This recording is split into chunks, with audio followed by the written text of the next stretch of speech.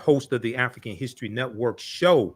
It is Sunday, March 31st, 2024. It's Resurrection Sunday for some of you, but we're still here with our brother, Professor Manu Ampim. Hotep, brother, how you doing today? Hotep, brother Michael. I'm holding it down here on the West Coast, my brother. All right, he's on the West Coast, and we have a fantastic discussion planned for today. We were originally going to do this interview back in February of 2024, but we weren't able to do it, so we rescheduled it for today. We're going to talk about Professor Manu Ampim's new book, Volume 2 of A History of African Civilizations. He has a special section in there dealing with the great Dr. Carter G. Woodson, who's known as the father of Black History, father of Black History Month, but there's not a lot of information really about Dr. Woodson and his research on African history and African culture.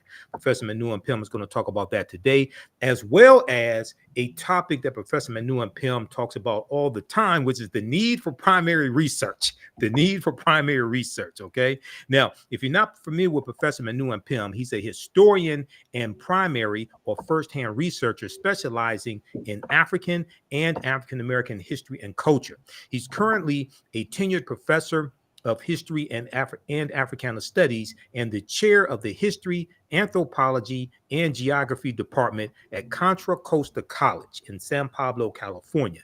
He is also the director of Advancing the Research, which is in Oakland, California, Advancing the Research, where he created a 7-step primary research methodology home training course. He has a Master's of Arts degree in history and African American Studies from Morgan State University. His master's thesis, which we've interviewed him about before here on the African History Network show, is The Revolutionary Martin Luther King Jr. in 1989, and it's being expanded into a 2-volume work entitled Martin Luther King, The Evolution of a Revolutionary. Martin Luther King, The Evolution of a Revolutionary. And I know when I've talked to you in the past, Professor Manu, you talk about how Dr. King is very much misunderstood, very much underrated, etc. So we definitely need that book. So when we talk about why don't you give us a synopsis of your book first? Let's start there. Why don't you give us a synopsis, a history of African civilization? Well, yeah, African civilizations. Yeah, I appreciate that. Well, the book actually is the second revised edition, and the History of African Civilizations actually grew out of my work at Contra Costa College, where I teach a class on African civilizations. It's a unique class because we deal with Africa at the apex of human achievement without dealing with the derailment of slavery, colonialism. We don't focus on that. And what I was doing is sharing with my students all of my firsthand research and articles, essays, slides, but that's not user-friendly. So I created a reader, but I said, why create a reader for the class and not make it also available for the public? So the book grew out of my work on campus, and I wanted to make sure that I could spread what I'm teaching in the classroom as wide as possible to the public. So it's based on my 35 years of doing work in dozens of countries on African civilizations, but I wanted to also make sure it was available to the public. So it actually is a text book, but it also is a book for the community, and people can even use it as a layperson because there's actually some lesson plans and resources at the end of each chapter. So the book grew out of that, and it's just a small part of what I teach, but it's what I teach nevertheless as we go and look at Africa from an inside perspective. And one of the great things, Brother Michael, that I've been focusing on is to make sure that I can attack and overturn the widespread information viruses that are out there. People know about computer viruses, they know about coronavirus, but there's information viruses, there's widespread misinformation that takes place. So my career has been to tackle and challenge this misinformation by doing the first-hand original research and making sure that people are not talking about, as they say these days, back in the day. Well, whose day? What day? Professors don't think that way. So we challenge this back in the day idea because nobody's held accountable. It's just, back in Africa, they used to do this. That's not good enough. So I bring not only the information, but the teaching and research methodology when we go to the sites and sources. So that's what the book attempts to do it. I think we've achieved, making that information and the methodology available to the community. Okay, now I know you're big on primary research. I know you teach a class on that as well. You have it at your website, advancingtheresearch.org. Years ago, when I first interviewed you on my Blog Talk Radio show, you talked about the need for primary research. So, explain for people who may not know, who may not really, study history like we do. We dedicate our lives to this type of work. Explain to people exactly what primary research is and how does that compare to secondary research or tertiary research. Yeah, I appreciate the question. Primary research basically means firsthand research. It means when you're going directly to the sources and to the sites, or going to the original information and evidence as opposed to going through someone else. So Mhm. primary means firsthand research. And so that's what I decided to do, so I can have a clear understanding by going to pyramids, temples, tombs, ancient residential sites, and living communities, as well as museums, institutes, and libraries, going to look at the original artifacts and documents. That's what primary research is about. Whereas secondary is that if I am doing the work out in the field and then share it with someone else, then if they're relaying it to other folks, then they would become a secondhand source. If I Mhm. give a presentation or lecture or seminar, then those that receive it now are one level removed from the original information. So it's called secondary. And when that person leaves a seminar or lecture and then shares it with their family or community, then those receiving it in the community now are a third hand source of information, or what we call tertiary information. And the further information gets away from the source, the more inaccurate it is, because people are creative. You can be as Right. clear and simple as possible, but when it gets away from the source, the more the information is inaccurate and distorted. So we can't always do all of the firsthand research. So there is a great need for secondhand information, or people who are out in the field sharing information as widely as possible in their networks.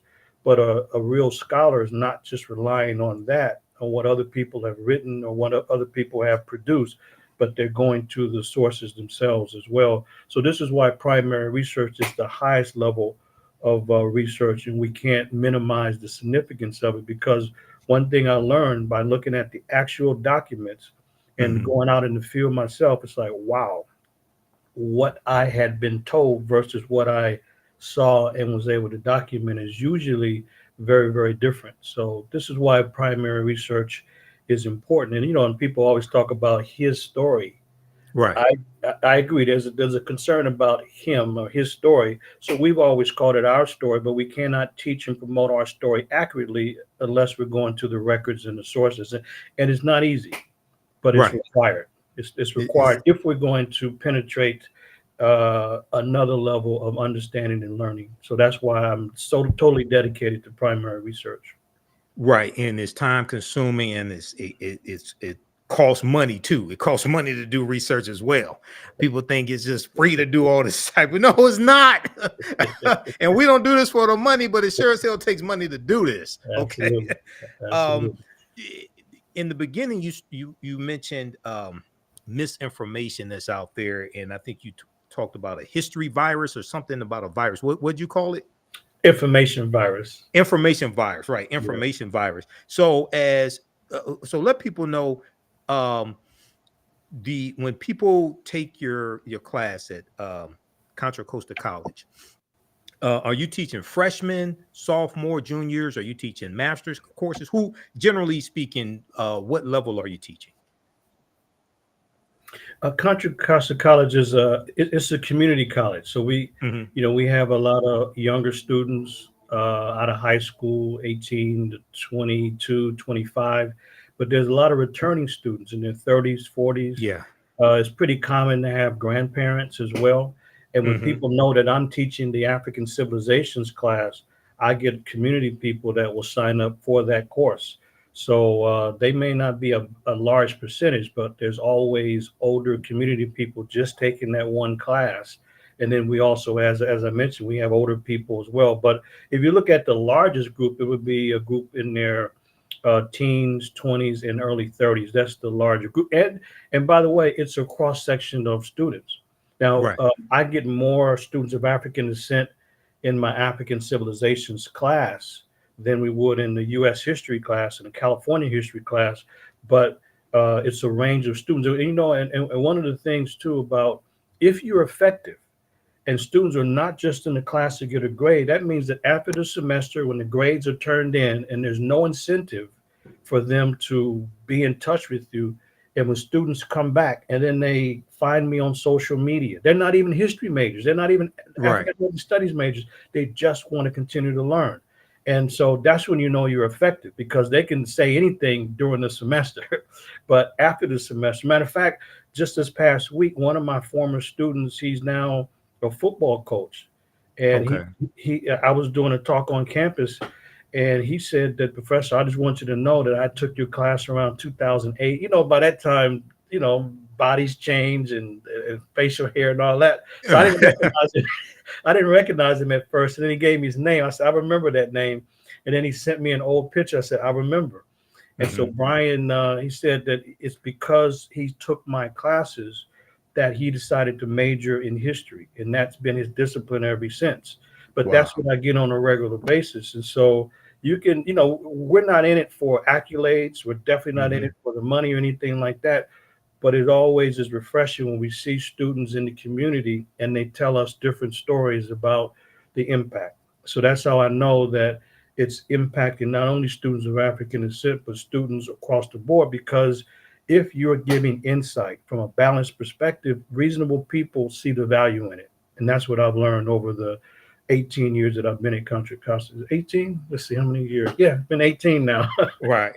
Well, Yeah. and I asked that question because I wanted to ask this follow-up question. I interviewed Dr. Daryl Scott, who he was a history professor at Howard University. He's now at Morgan State University. He's a friend of mine, and he actually is a former past president of ASALA, Association for the Study of African American Life and History. So, Yeah, Dr. Daryl Scott? I definitely do. Okay. So I interviewed him, and he was talking about how um, the freshmen who come to his history class, he has to dispel all these myths that they've gotten about history and bad history from YouTube and different things like this, right? And in a lot of my lectures, I talk about how sometimes I have to spend the first 20 minutes dispelling myths before I can really get into the subject matter, especially if we talk about, Dr. King, the civil rights movement, Malcolm X, different things like this. So I was just wondering, what are some of the popular myths that students come to your class with that you have to dispel? Because a lot of times you got to get past these myths before you can even get into the syllabus, before you can get to the real subject matter. Yeah, that's a great question. One would be to challenge this, as I mentioned before, this idea that Mhm. back in the day is a relevant response. It's not a relevant response. People use that because they don't have the details. Right. So I have to tell them that in a professional setting, historical context means everything. So you have to always answer the questions of when and where, and not talk Right. about back in the day. Whose day? What do you mean? That's too Mhm. general. So that's one thing. And then there's other things like in the U.S. history class. I'll start there. There's all kind of myths, so such as Lincoln, quote unquote, freed the slaves. So I blow Right. that away. And Right. students are shocked. They're shocked when we go to the text and the actual sources of what Lincoln wrote and what he said in Mhm. his speeches, that he had Right. no respect for equality for Black people or anything else. So that's a Mhm. huge myth that's overturned. And also a big myth is that Black people or people of African descent first came to the U.S. as enslaved victims. But when I Right. show that they came as masters of their own fate, as Mhm. rulers, as great traders, and great people of high stature and influence, they're blown away by that because they've never heard it, never seen it, and never thought about it. And I think another one that stands out is the criminality of Mhm. Columbus, Mhm. and that it wasn't until 1992 that he went from being celebrated to now he's been condemned as a common criminal because of his own writings and his own conduct. Those are some things that are shocking. And if I look at the African civilizations course, a big takeaway or big influence that people have, they have no idea of the high level classical African civilizations. They're not aware of ancient Kush. They might have Right. heard about a Nubian king or Nubian queen in the popular discussion. You know, people just make that statement. When I show them that that's not just some statement, here are Mhm. Nubian people, here are Nubian children, Nubian school, Nubian elders, here's Nubian contributions to humanity. There, and I think one other thing in addition to that is the fact that Kemet or Egypt is thoroughly and fundamentally African, and it is always been and continues to be a part of Africa, both historically, geographically, Right. linguistically, culturally. So those are some of the things that come out and stand out on a regular and consistent basis throughout all of my classes. Now, so I want to hit on this, then I want you to talk about Kush. So when you talk about Africans came to this land that we call the United States of America, and I make a difference between the land we call the United States of America and the Americas. I'm not talking about South America. You know, we know about Abubakar II in 1311, 1312 AD, things like that. But you mentioned specifically the land we call the United States of America. Africans first came here as rulers, not as slaves, conquered and shackled by Europeans. Talk about what period of time you're talking about, and give us some examples of what you mean by this. Yeah, and I appreciate it. I covered this also in my book as well. The book is a survey of these African civilizations. Well, the first period in dealing with the Americas of the Western Hemisphere, I start Mhm. there, Okay. and it's to deal with a undeniable African presence and influence among the Olmec. Now, Yeah. all the Olmec were not African if people look at the images, but to try to deny that Africans were there is folly and has nothing to do with definitive evidence. So, the first episode is to look at Africans a little over 3,000 years ago, about 1200 before the Common Era, and to show that Olmec rulers. There's been 17 heads that have been found thus far since Mhm. the late 1850s. So I show the heads, and we look at the context of the features, because the features of those massive heads that are some are 5 tons, 10 tons, 20 tons, 30 Right. ton heads. You can look at the Africoid appearance. So part of it is, so that's one episode, but it's not just the images. It's to look at the or the hieroglyphic writing system and the rituals and ceremonies among the Olmec and see similarities, as well as the architecture with Africa and see similarities. And I remember talking with the late great Dr. Ivan Van Sertima, and he's, Mhm. you know, he had pointed out that if there's contact and influence, it won't just be in one area. There'll be numerous areas, and that's one of the things that I share with students. That number one, we look at the Olmec influence, and then I share all of these particular details about the Olmec. But then another area is one you actually mentioned, because we don't have time to go into all the details in the Sure. class, but I do share with them that there are many episodes when Africans came to the Americas. So I even showed them and showed that Abubakar II in 1312, because people remember like rhymes. I remember that when I was growing up, we never forgot when Columbus didn't discover, but when he came to the Americas, they would always teach us that in Right. 1492 Columbus sailed the ocean blue in the Nina, the Pinta, and Santa And Maria. so- So I never Right. forgot 1492. So I always tell students, if that works, then let's do it for Abubakar II. That in 1312, Abubakar II sailed the ocean blue. I say, Right. so I tell them, you know, to put that in your pipe to smoke it. So, but Abubakar came about 180 years before Columbus. The difference is he did not keep a journal. Mhm. So then somebody would say, well, how do we know that the 2,000 ships actually made it? Well, we have to look at the currents and the wind. But we also don't even really have to guess, because the conquistadors themselves, from Balboa to Mhm. Columbus, and a number of people said they saw Africans when they arrived. Those are the Right. ones that introduced and brought slavery. So With, that with, in with, the with gold tip spears too. Yep. Go. absolutely, Yep. and no question. And matter of fact, in the Darien region of Panama, that's the southernmost area of Panama, Balboa in 1513 clearly said that he saw two black men among Mhm. the native people.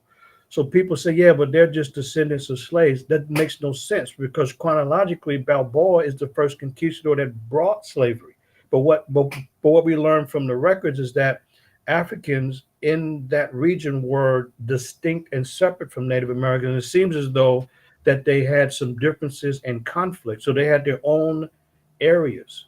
And this is Mhm. what, so the conquistadors are not looking for Africans, they're just describing their experiences. So then the question, well, how would conquistadors or Spanish know the difference between Native Americans and Africans? And so, well, that's pretty easy to discuss is because the Africans controlled Spain for almost 800 years. They know exactly what Africans were. About the Moors. Yes, Moors, absolutely.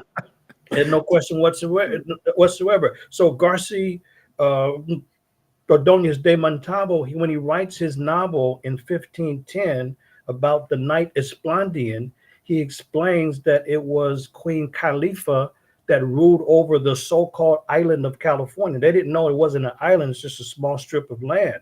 And Mhm. so, well, where would he get this name Khalifa from? Because the Moors, one of the titles of a Muslim title is the Caliph. And a Caliph, caliph yeah. is a ruler. So to feminize the word in Spanish, you get from caliph, you get califa.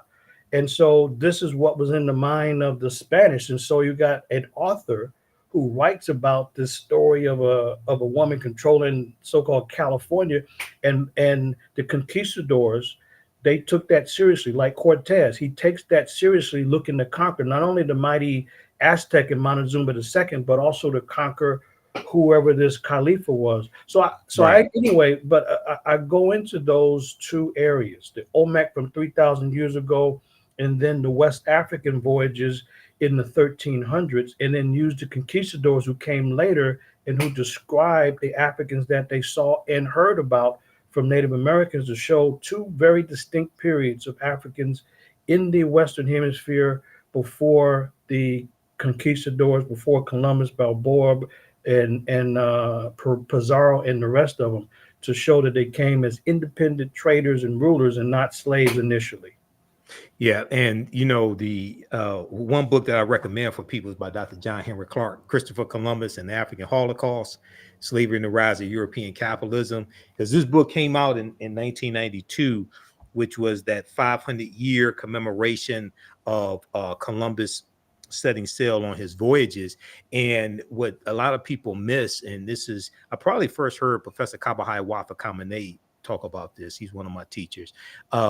Columbus set sail late in the same year that the Moors lose control of their last stronghold, Granada, January 2nd, 1492. So, and when you deal with that 800 years and a good book, and I got it somewhere here in the office, Golden Age of the Moor, edited by Dr. Ivan Van Sertima, which you just talked about.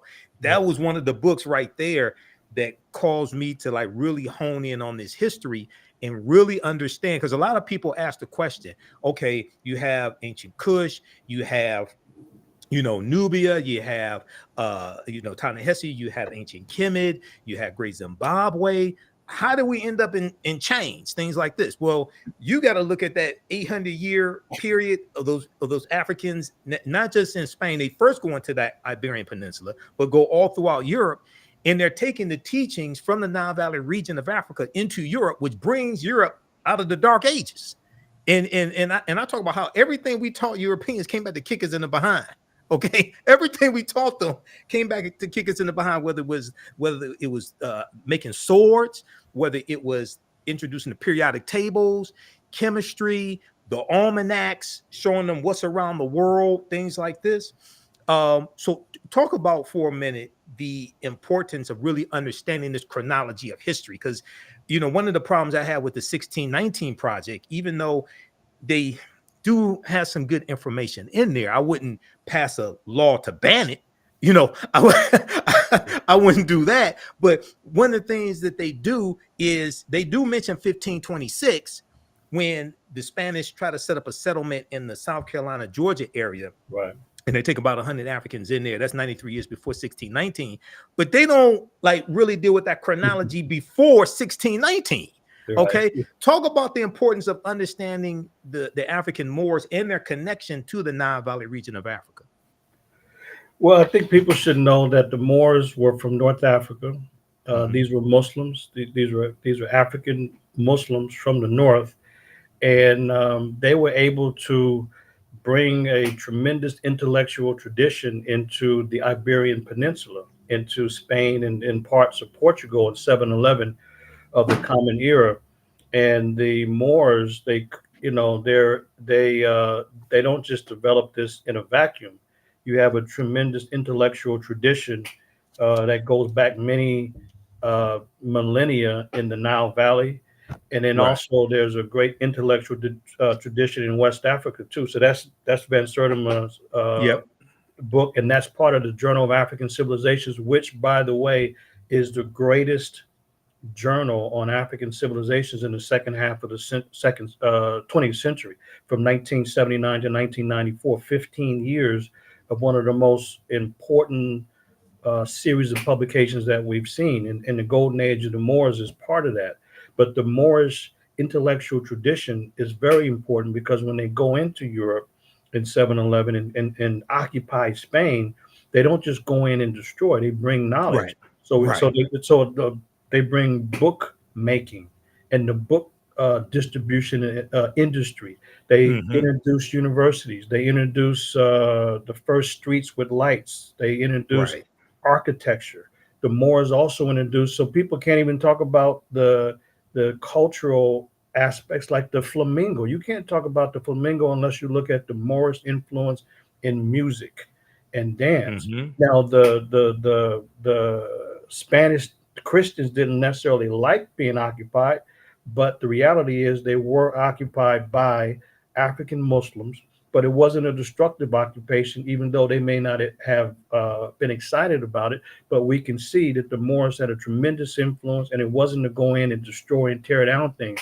They Right. made very important contributions. And this is what is one of the hallmarks. But they do bring an intellectual tradition. They do help bring science into Europe because there was a dark age. They didn't know. And it's not an accident that the Moors stayed for over 780 years. And when they were kicked out, as you were alluding to, in 1492, that same year, Columbus set sail in August of that same year. And by the way, Columbus was aware of West Africa because he was a part of the enslaving group. He was Right. aware of West Africa long before 1492. But one thing that Columbus was also aware of, that Africans were traveling west. He didn't know where or how far, but they were traveling west. So he had the idea and they were called merchants, not just travelers, but merchants Hmm. with merchandise traveling west before 1492. So while Europe was unaware, they had no idea about the world, it was the cartography of the Moors that helped introduce them to proper geography about Right. the world.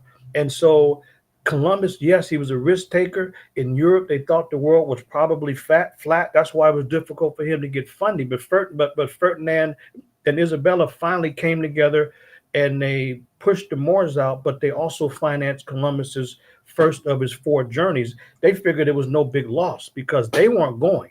They sent Hmm. him and three ships and 90 men, and they figured that, well, if he falls off the side of the earth, then there's not a big loss for us. And but that was very significant that in 1492 he takes the voyage and the world has not been the same, not because he discovered anything, but because of his ruthlessness. It was Correct. him who introduced slavery in the Americas. It was Columbus that introduced the slave trade. It was Columbus that introduced the scramble for the Americas. Hmm. Before that, and then right after he comes and takes 25 Taino back to Spain, victims, to so-called civilize them and to teach them Right. Spanish and to show proof of a so-called successful voyage. Columbus was geographically challenged. The man thought he was in India, so he called the people Indians. He had no idea he was in another part of the world. But the problem is that as soon as he goes back to Spain, word spread throughout Spain, but it spread throughout Portugal that he had found supposedly a new route to India. It Hmm. wasn't he didn't reach India, but nevertheless, that's when they decided that they were going to take, they, meaning the Spanish and Portuguese, were going to steal whatever this new area was. But the Pope had to step in and broker a treaty called the Treaty of Tordesillas It's in told to see this 14, yeah, 1494.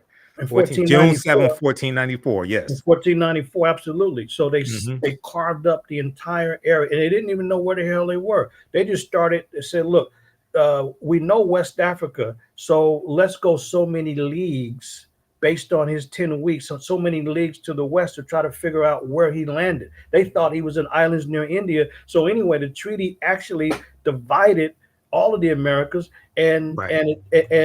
Spain got the western portion, and Portugal got the eastern portion. But the bottom line is that it split South America, and that's why in Brazil people officially speak Portuguese because of that treaty. But nevertheless, the Moors and the African voyages before that, and the map making and the cartography had a definite influence on Columbus taking the risk. It was a risk for them because they had no one in the West had tried that before. Yes, the Vikings had come, but they Hmm. had not tried the southern route of Columbus. So it's a lot that is there. But the bottom line is that these are very, very important episodes of a fundamental influence of the Moors. And by the way, the Spanish were absolutely impacted by the Moors. They called people Moors, which is short for Black or Moor, uh, Right.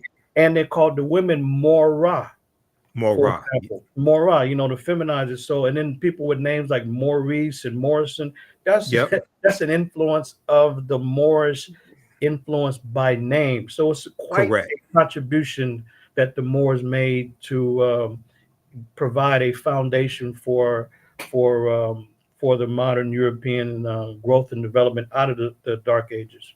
Absolutely. We can see the impact. Dr. Jose Pimenta Bay talks about how we can see the lasting impact of the African Moors in the language in Europe, words in European language, Maurice, different things like that. This is in reference to a Moorish boy, in their architecture. Also, he talks about in their bloodline. So they're changing the complexions of a lot of Europeans in Spain and Portugal, to a lesser extent in, say, England, because that's further west from when they're going in from Morocco right into the Iberian Peninsula, Spain and Portugal. But we see this, we see them go all throughout Europe, and he talks about the word Schwarzenegger, like Arnold Schwarzenegger, where Right. Neger is Austrian and German for Negro, and Schwartz is in reference to dark or swarthy. Okay, so and you study Arnold Schwarzenegger, he comes from Austria. In the bodybuilding world, he was known as the Austrian Oak. So you go and you look at that history, and they lay out a lot of it here in the book that we mentioned, Golden Age of the Moor, edited by Dr. Ivan Van Sertima. And there's so many scholars that have essays there. So that shows you the connection between the Nile Valley region of Africa, and also some of the Moors, to a lesser extent, come from West Africa. There are different waves that go in, over the hundreds of years, but to a lesser extent, West Africa. But you see, they're taking the teachings from Africa, which was the continent of knowledge, and they're taking the light of Africa into the dark continent, Europe, which was in the Dark Ages. Okay, so and so we're taught to look at Africa as the dark continent, when really Europe was the dark continent. Europe was pushed into what they refer to as the Dark Ages, 476 AD, when the Vandals and the Visigoths crushed that western portion of the Roman Empire. And then you have hundreds of years of civil war and strife and famine, different things like this in Europe. So we have a lot of this history backwards. And I think when we Well, start, go ahead. yeah, yeah, exactly. Well, in fact, this is what I cover in my book. So I have a Hmm. section on the Hmm. Moors in Spain from Hmm. 711 to 1492. So, Okay. so that's an actual section to lay out the Moorish influence. But we Hmm. also have to go back much earlier Yes. because the influence, the African early African influence on the Greeks and Romans is much earlier and is absolutely profound. It's a Yes. profound influence. And one thing that people should know is that when the Greeks came in the fourth century before the Common Era under Alexander of Macedon, and Hmm. they came in as political invaders and took over classical Kemet or so-called Egypt, the Greeks did not claim that they had originated this information and knowledge that people think that they're giving credit for today. So Right. in astrology and astronomy and medicine and religious rituals and mathematics and geometry, the Greeks did not claim this at Hmm. all. This was done by scholars at the University of Göttingen in Germany in the late 1700s and early 1800s. They're the ones that rewrote the history of the world, and they took the ancient model and replaced it with the Aryan model. But if we look Right. at what the Greeks and Romans did, it was unusual, where they politically conquered the civilization of Kemet, but they culturally were following the practices of those that they conquered. This is very unusual. People usually they imposed their language and their political structure.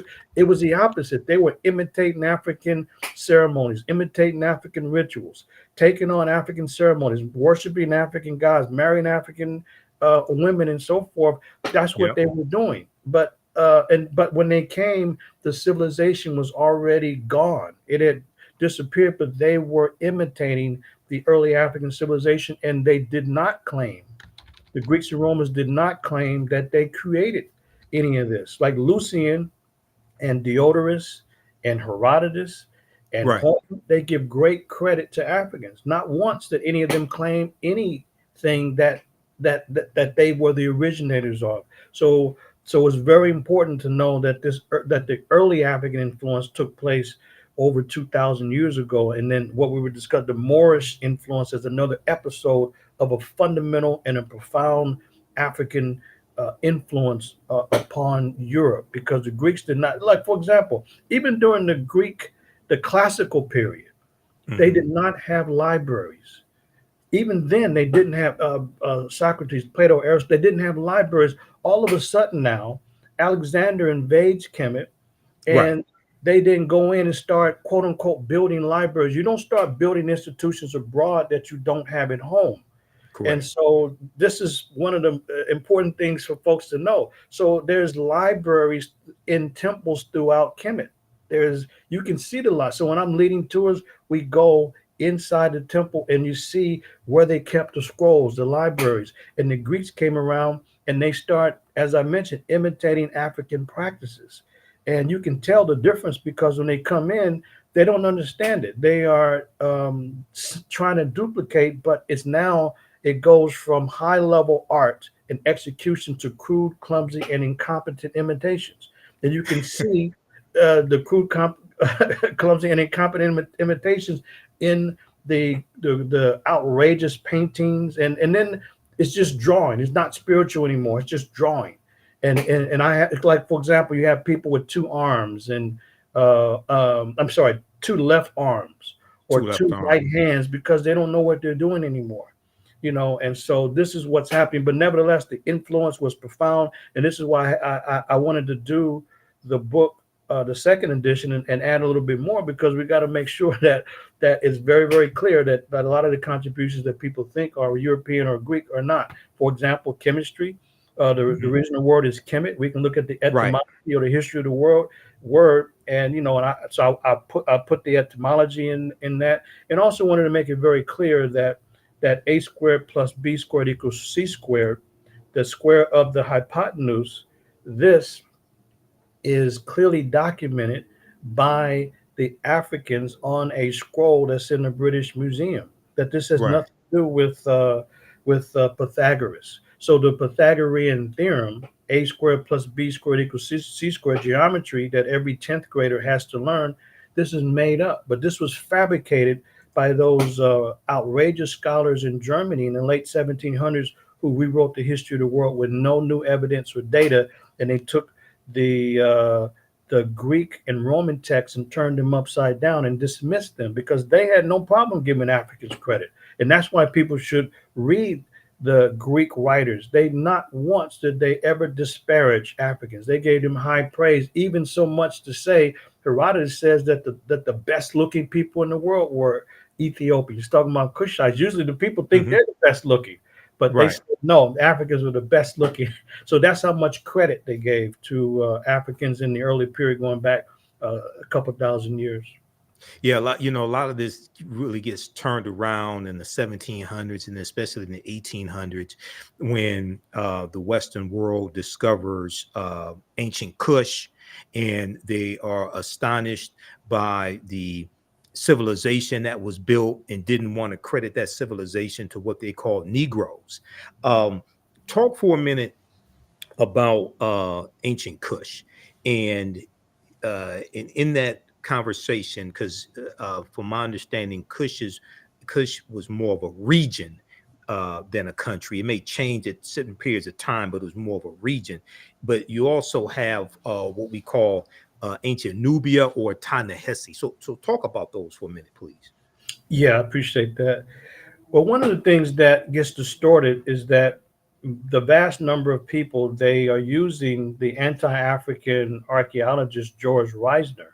Hmm. And Reisner had warped racial beliefs. So he did field work from 1907 to about 1932 in Egypt and Sudan, the Northeast African corridor. And the further he went south, the more disturbed Reisner was because he saw black skinned people and clear evidence of an African civilization complex.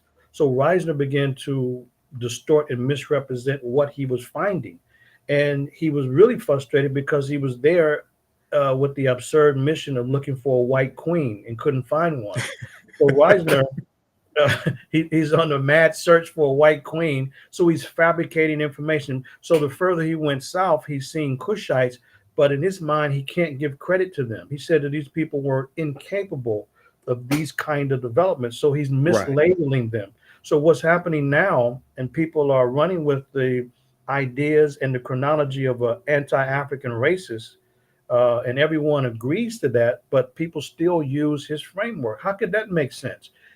His framework is based on the fact he can't give credit. So what happens is that the older civilization of Kush came first, Right. and then Nubia, and then Kemet.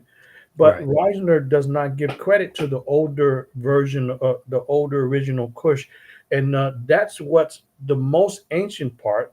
But people are not in the field going to those places where there are still Cushitic groups that are in isolated locations because it's not easy to get there, and people are using Reisner's framework. So what happens is that the Kushites are just labeled the so-called black pharaohs who came much later and were imitating people in Kemet or Egypt. Mhm. Imitating, they're originating. And Right. not only they're originating, but their style is different. How they wore the crowns is different. They had not one cobra on the crown, but two.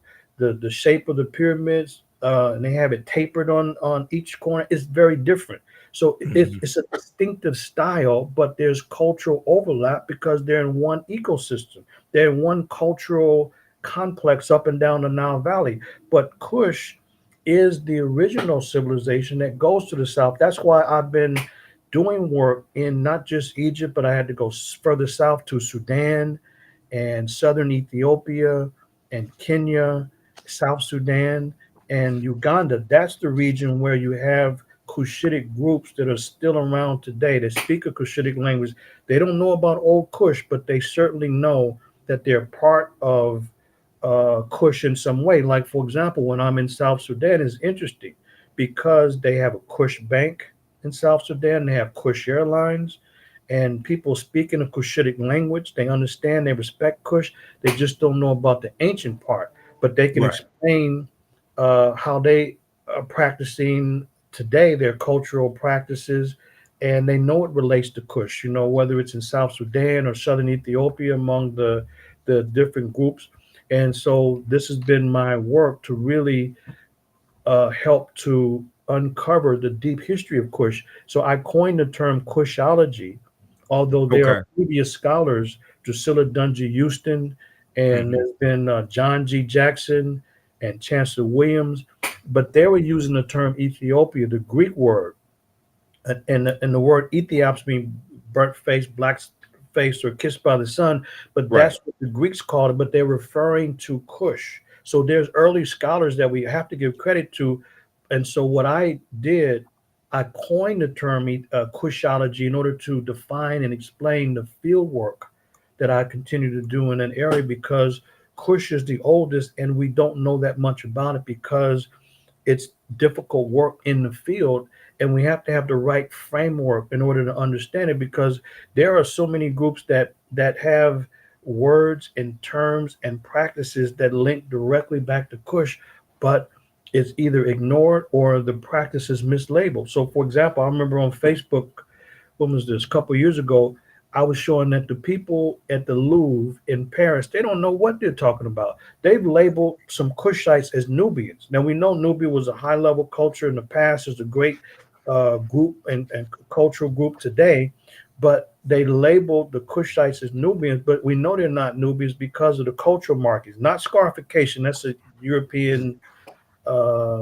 assessment of it. It's better to just call it cultural markings. And the cultural markings of those in South Sudan, for example, are very distinctive from other groups, and distinctive from Nubians. So when you have cultural markings across the forehead, it's very specific. When you go to South Sudan, it's very clear that they're Nuer, Dinka, or Mandari. And they'll tell you, the elders will tell you that no, because this one dips a little bit, or this one, the cut goes to the ear, and they're very distinct. This one is from Rubik, this one is from Ural. They'll tell you the regions of where this person's from by the cultural markings, and you can see those cultural markings in antiquity. These are Kushites, but then they're Okay. mislabeled as Nubian. Difference because you can't know from a photograph or a general description. Go there and see. You know what I mean? And so that's what I've been You have to go there doing and see. to really, and yeah, to understand the roots of ancient Kush. Okay, And now then, yeah, oh, go ahead. Okay, you mentioned the Mandinka. You said the Mandinka, right? the uh, the Mandari, Oh, Mandari. I thought you said Mandinka. Okay, okay. Because I know the Mandari. Mandinka in West Africa. Okay, Mandari. But I Yeah, do know that Africans migrated from the Nile Valley region into Central Africa, into West Africa. We didn't stay put. We migrated different times, sometimes voluntarily, sometimes because of invasions. Because I interviewed Professor James Small 2023, I think it was, and one of the things that came up in the conversation is Africans being pushed southward and then also into Central Africa and later West Africa when you have Arab invasions. After Arabs conquer Egypt 642, Common Era, and then you have subsequent African, subsequent Arab oppression, things like this. You have Africans that are going to uh, going to migrate. So we didn't stay put. Um, you talked about. if I can say this Uh, too, Brother Michael, go ahead. Go ahead. the other, yes, that's one reason for migrations. It's Mhm. invaders, and for political Yes. reasons. The other reasons for the migrations is changing weather patterns, Yes. because there's an ebb and flow in weather patterns. Because when I work with a NASA project, I studied the ancient weather patterns, and those also dictate migrations to not only to West Africa, but there's migrations also to the east as well. Like folks Mhm. won't necessarily know that there's a branch of the Nile River called Wadi Howard. The Wadi Howard branch cuts across Africa and empties into the Atlantic. And you can see that from the aerial photography, from the remote sensing. You can see the actual channel of the Wadi Howard branch of the Nile. And so that's very important, because then that would indicate where there would be settlements at, Right. and so forth. Yeah, I just wanted to mention. So, yes, in addition to what you said, there's the weather related Weather forced patterns. migrations too. Yeah. You talked earlier in our conversation today, and those just tuning in, we're speaking with historian Professor Manu Ampim, and we're talking about his book, A History of African Civilizations. And we're also going to talk about Dr. Carter G. Woodson, the father of Black History Month, and the father of Black history in just a minute, because he has a section in volume 2 of his book that deals with Dr. Carter G. Woodson and Dr. Carter G. Woodson's research in Africa, dealing with Africa, African history, etc. And we've also been talking about the need for primary research. Earlier in our conversation, and also the broadcast you did on your Facebook page, December 15th, 2023, which is one of the reasons why I reached out to you and said I wanted to have you back on the show to discuss to discuss your book. You talked about the short-statured Africans, okay, also known as the Khoisan, some refer to as the Twa. Talk about them for a minute. And from my understanding, my research, they went all around the world. They circumnavigated the globe as well. Talk about those short-statured Africans for a minute, please. Yeah, my book, A History of African Civilizations, it's pretty easy for people to think civilizations being spectacular cultures that built mighty monuments and structures and temples and tombs and pyramids, but that's just more advanced civilizations. The small stature people that are negatively called pygmy, we don't ever Right, use that word, but right. um, they represent the first Homo sapiens sapiens. Those Yes. that are the first anatomical humans, going back to about 250,000 years ago. Not half ape, not half monkey, but flesh, blood, and bone human beings who could join us as a third person, and we wouldn't even take a second look. But those small stature people, we've been knowing about this because of the DNA research of Dr. Rebecca Kahn and her team going back to 1987. The Hmm. old bones have been found by the Leakeys and other folks in East Africa, but the DNA research supported that. And now we know that everybody comes from a single African ancestor. We know that there's only one type of human is Africans, and those small stature people, 4'8", 4'10", they're the Mbuti, the Ife, the San. Sometimes it could Hmm. be the Khoi and the The Khoi Koi. San, or Right. these different groups. And the small stature gave them an advantage because, first of all, in their mobility, also there's a less need for calories and so forth. But these are the people that stood up and taught us what it meant to be human. They're the ones who are the great ecologists that live in complete harmony with their environment. They're the ones that taught us the great ethical laws. So their position is an idea, and what rules in their society is do unto nature as you would have nature do unto you. And so there's no structure, there's no hierarchy, there's no chiefs, there's no kings. They're semi nomadic because they don't farm. They just forage, they hunt, they fish, and they'll stay at a place for a couple of weeks or so. And when they leave camp, you'll never know that they were there. So these are the people that really represent the first ones that taught us civilization, not the advanced groups. That's later because Right. civilization, and I've defined it in the book. Civilization is peaceful and harmonious relations among people and between people and their environment. That's peaceful and harmonious relations among people and between people and their environment. Because at the root of the word civilization, the basis of it is civil. And when we have civil relations, we have peaceful relations. So those are the ones that live in harmony. And by the way, these small stature folks, they're not aggressive. They don't fight wars. They don't fight over ideology. So the Right. large aggressive people have put them at jeopardy. So all of these people, as they've migrated, because there's always push and pull factors. The push factors would have been the changing weather or the lack of resources now. And and everyone knows that animals migrate when the seasons change, whether it's birds, wildebeest, you name it.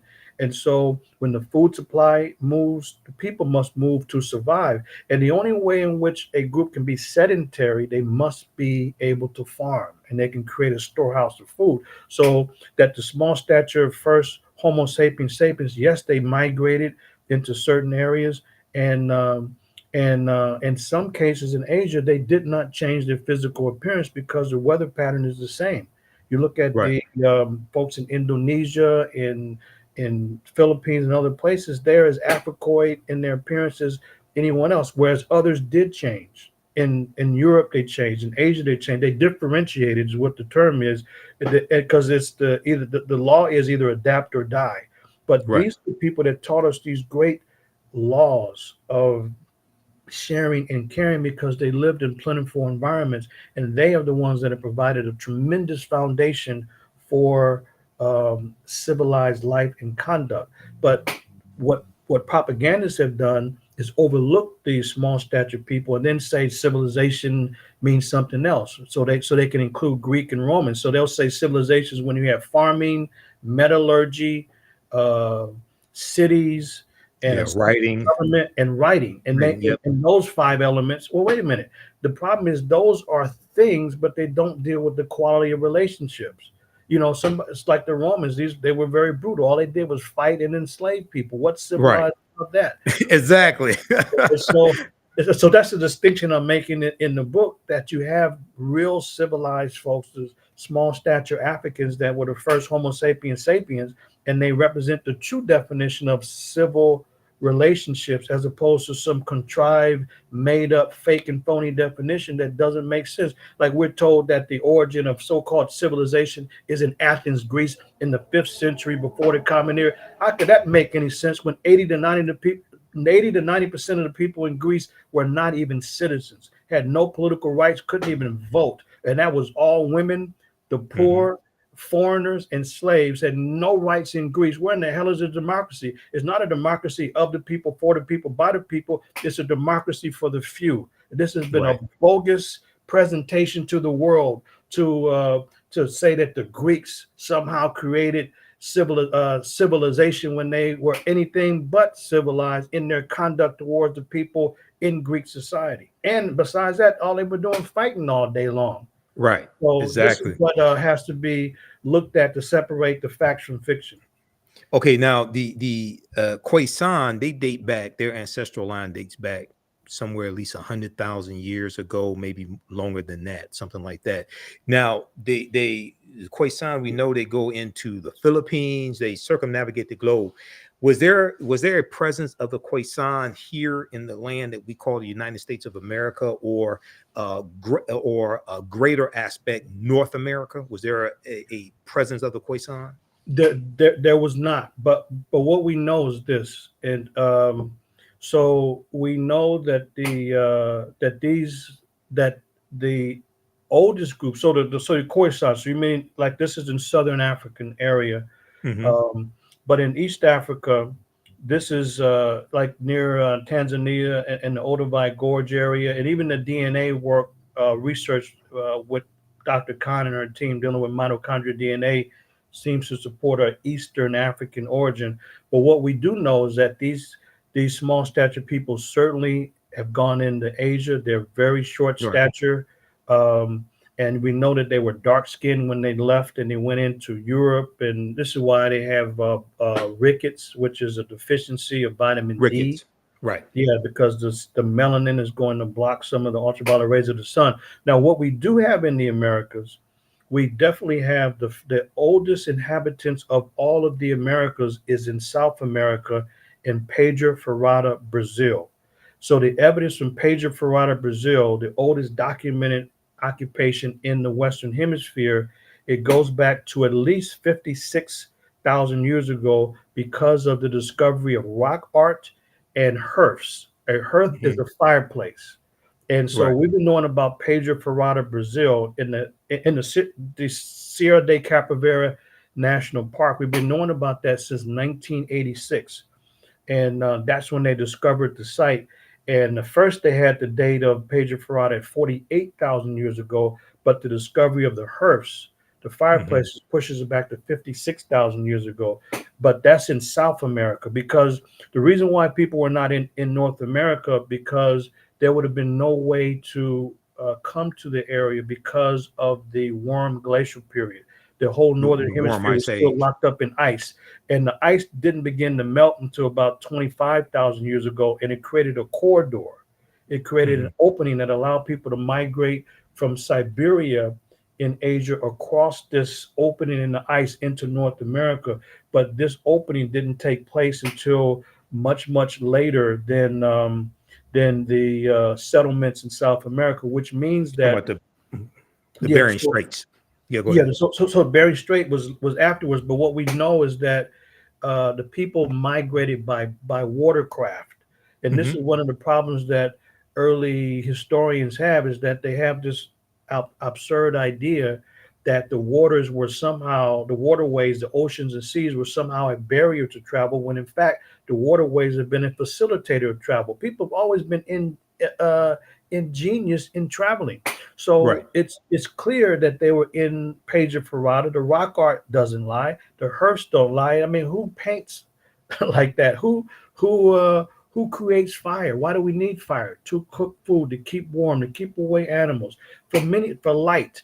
So we use fire, and no other species does that. So what the propagandists who want to maintain the Bering Strait theory, and matter of fact, I have a unit in that in my class.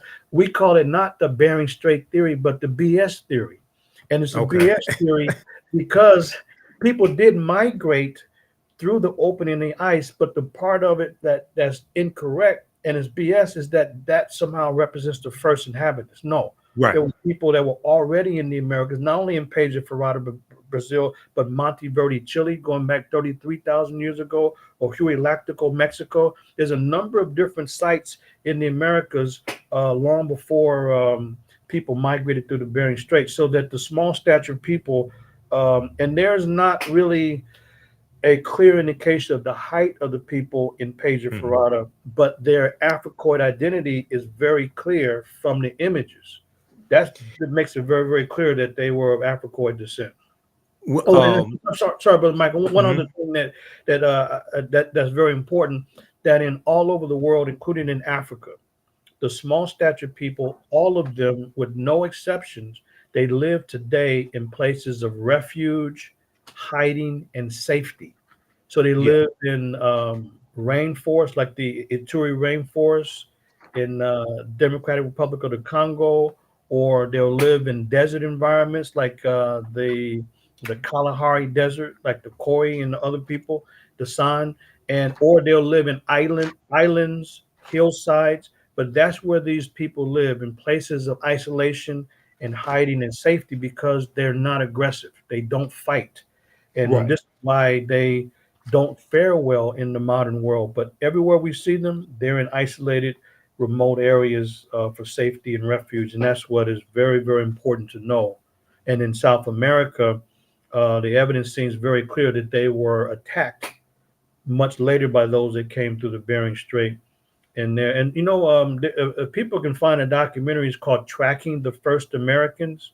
Tracking the Tracking the first Americans. Americans. That one is very well done because it's on the work of Dr. Walter Neves, Hmm. who's an archaeologist from Brazil, and those researchers, Professor Guidon, who worked at the Pedro Ferrata site, so that they have some reference to what I'm sharing. Because I don't cover all of these details in my book, but in my class, we go into great detail about these migrations. There was an article from the New York Times that I use in my classes, and I need to pull this up because it talks about an African presence in Brazil, uh, and I forgot the name of that, and I'm looking for my file folder also, um, but it talks about the African presence in Brazil and is going back tens of thousands of years ago. Um, and, let me see if I can try to find this. It's going back tens of thousands of years ago, but also you have in I think there was a presence in Tierra del Fuego in South America, the southern tip. The tip, yeah, Uh, Argentina. Uh-huh. well, the southern tip of South America.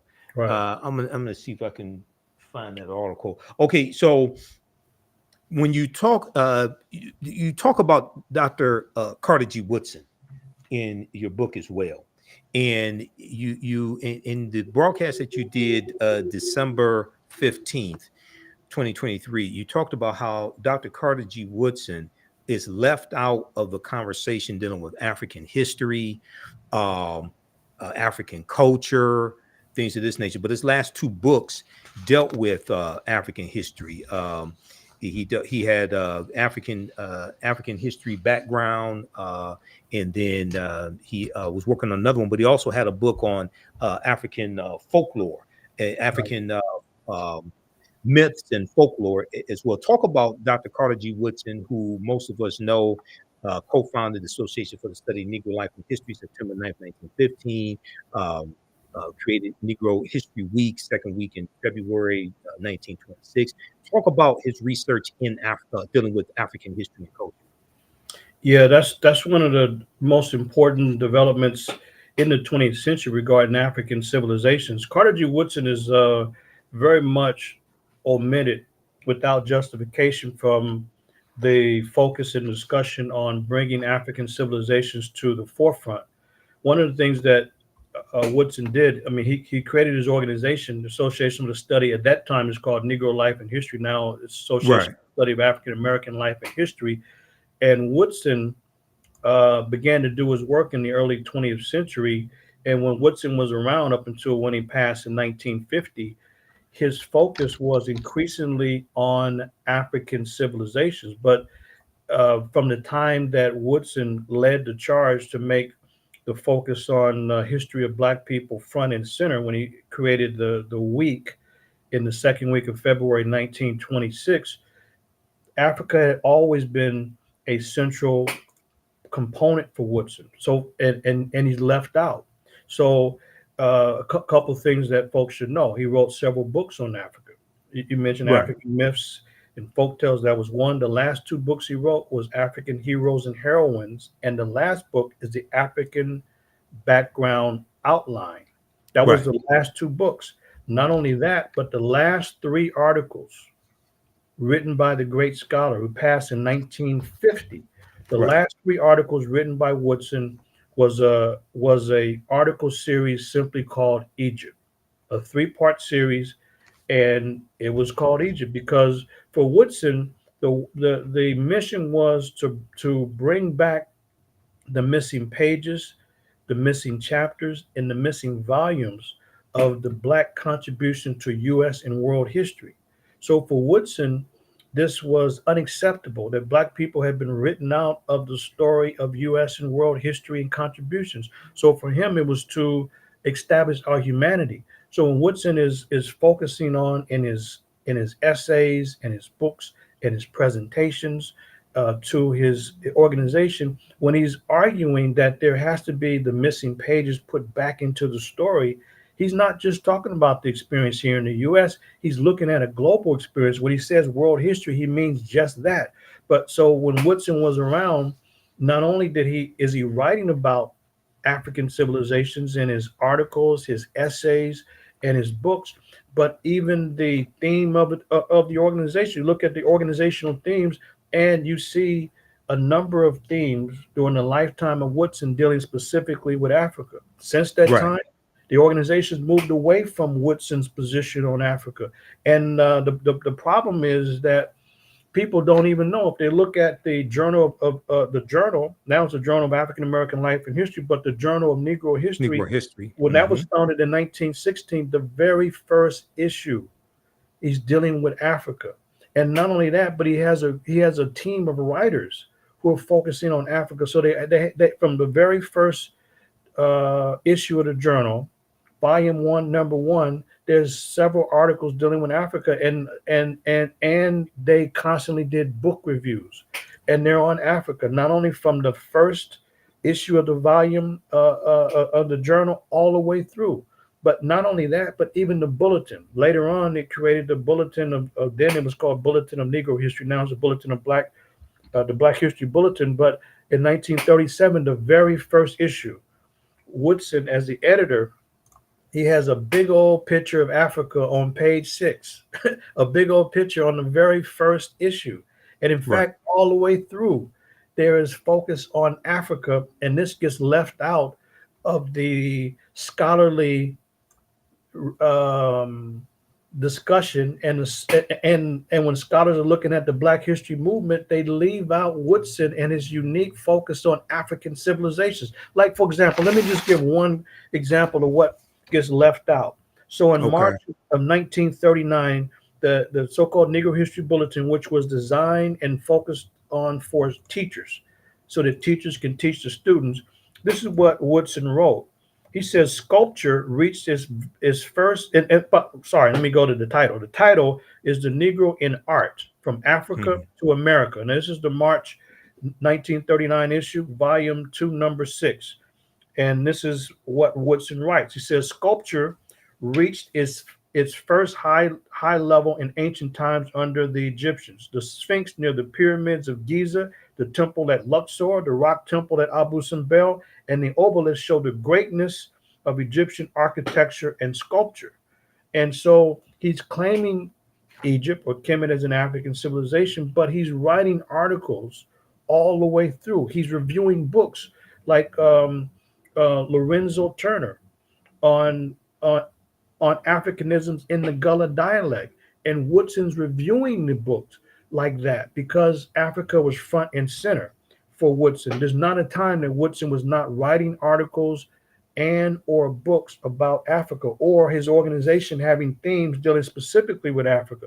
What Right. what Osla has done, and you mentioned Daryl Scott, Mhm. he's one of the last persons defending Woodson when Woodson said that self-publishing is self-defense. And so what the organization has done, they've left out Woodson's work on Africa, not because it's not there, because they're uncomfortable. So Professor Scott, Dr. Scott, he was arguing that how in the world could you disregard the work of Woodson when he established in 1922 Associated Publishers? He said that Yeah. published Associated Publishers Inc. Yep, the publishing company. Yep. 1922. And so Right. the thing is that Woodson said that nobody can edit and change your work if you're publishing yourself. So that's Mhm. why for him, he can say whatever he wanted to say. With the, like you had the great book there, The Miseducation. He was able to say what he wanted to say, when he wanted to say it, and who he wanted to say it to. But what the organization did is decide to disrespect the tradition, disrespect Woodson. And now, if you want to get the journal, you got to go through the University of Chicago. And Right. Dr. Scott was one of the last battlers to say this doesn't make sense. This is not Woodson. This is not Right. Woodson's tradition. But guess what? Those folks are the one, and they may be listening. So what? Challenge the evidence. They're the Mhm. ones uncomfortable with Africa. That's why they I get that disrespect. impression. I Yeah, get that impression that many of them are it's them. uncomfortable with Africa.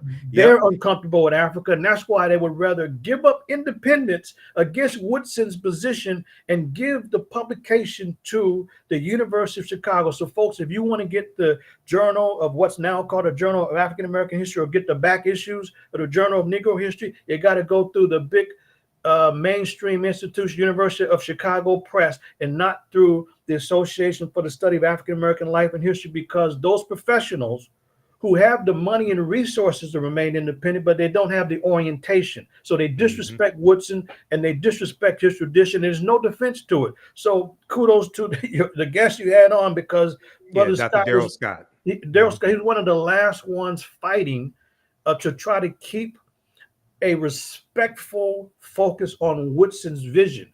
So not only has the organization give up the independent publishing apparatus, but they've abandoned Africa.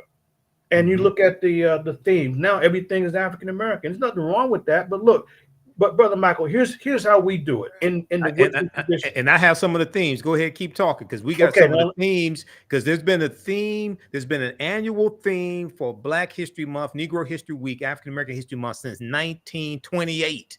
yes, Okay, and Dr. Woodson picked these themes. He died. He died in 1950. Go ahead and go ahead, and then we're gonna go over a few of these themes that dealt with Africa, because most African Americans don't know there's been an annual theme for Black History Month. When I do my absolutely. presentations Yeah. on African American History Month, I said we don't have to keep recycling the same 15 to 20 sanitized Negroes every year. We don't understand how powerful this monthly cultural celebration is and why it was actually created. Go ahead. Yeah, a matter of fact, to that list, we'll also put 1972 on that list: African Mhm. art, music, literature, and a valuable cultural experience. But look, I'm glad you have that there, because this is new information that gets omitted. Yes. So if we look at the focus of the annual themes, Africa's front and center, because when Woodson said that the goal was to put back in the missing pages of world history, what the hell do they think they was talking about? World history is talking Right. about Africa. So that's why Right. you have African themes. And the last Africa theme was really 1992, because and it was because of the great work of Van Sertima and others who challenged and exposed Columbus, and that's about it since that time. But everything's been just okay. Now here's what we do in the tradition of Woodson. Two important things I want people to know. Number one, Okay. in the current theme by Osala, and they set the national theme for those that follow them. This year is African Americans and labor.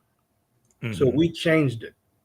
It's we have ours was the classical African contributions in art from Africa to the Americas, because for us, there's no way to separate the Black experience in the Americas from the African background and origin.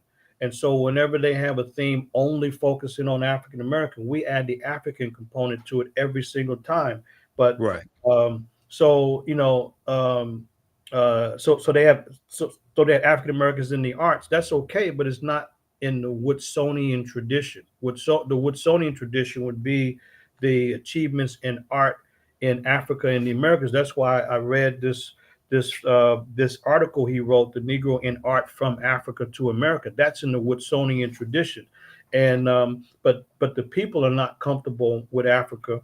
And like the Right. great Kwame Ture said, if you start your history in slavery, the best you can be is a good slave. And that's what we're dealing with now. We have people that have disrespected Woodson, and they have only focused on African American because that's what they're comfortable with. So that's one issue to be aware of. The other issue is that it should be properly called. If we're following Woodson's direction and his leadership and his insight, it should be called African Heritage Month, Okay. because that's what we're focusing on, African heritage. When people say Black History Month, to them, it means to focus on issues of struggle, of how Black people overcome slavery, escape slavery, or how they got their ass kicked by the police or something like that.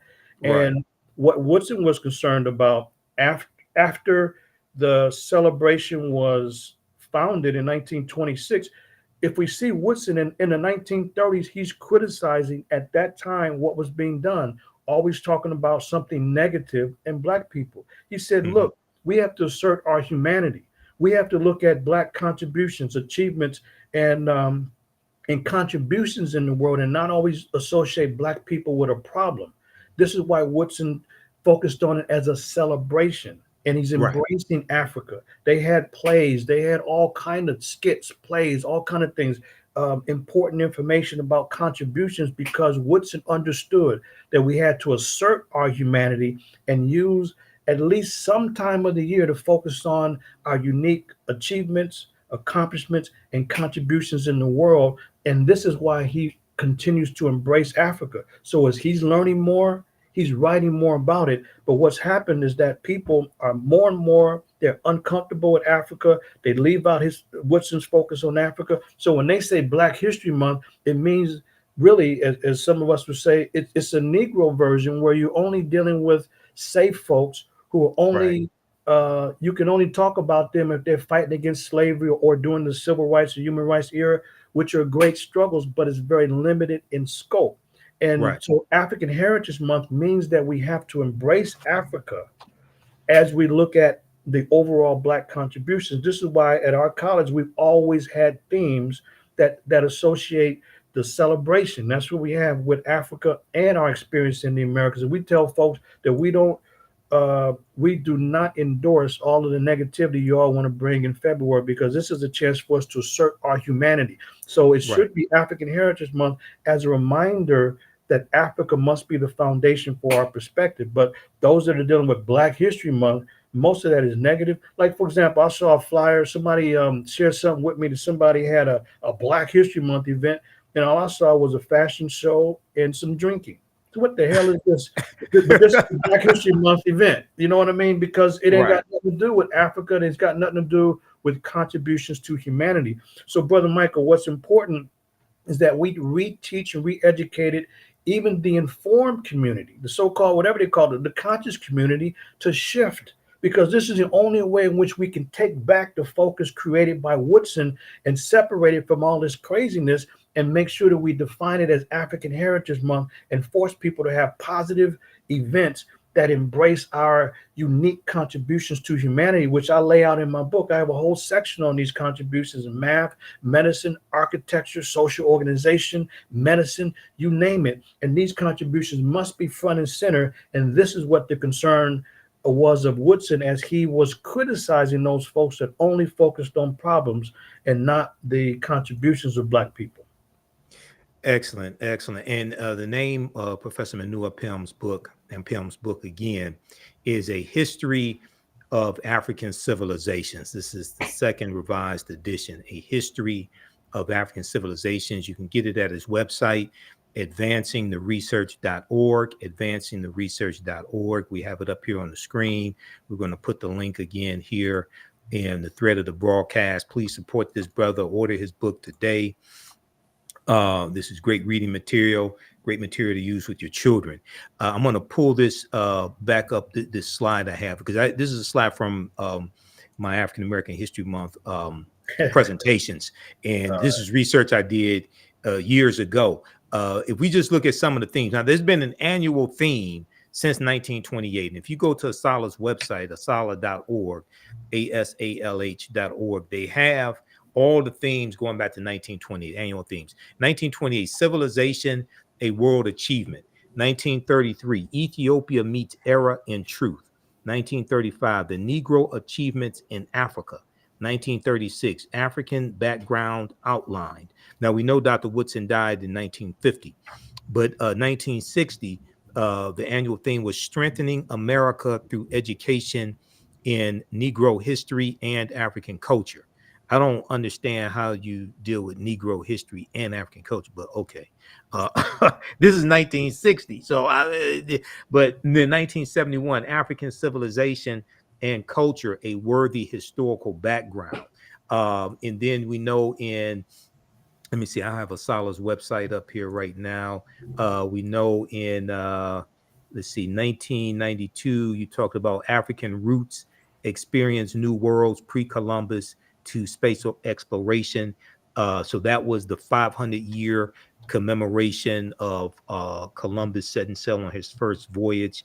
1987, Afro-Americans and the Constitution, from colonial times to the present, etc. Go ahead and talk about that for a minute. Then I have the article that I was looking for from the New York Times that talks about Brazil and South America.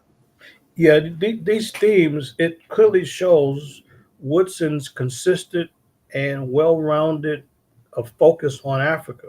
And as you mentioned, he passed in 1950. So when the themes continued in 1960, 1971, 1972, it's because these are people that was still around, that he was mentoring and influenced.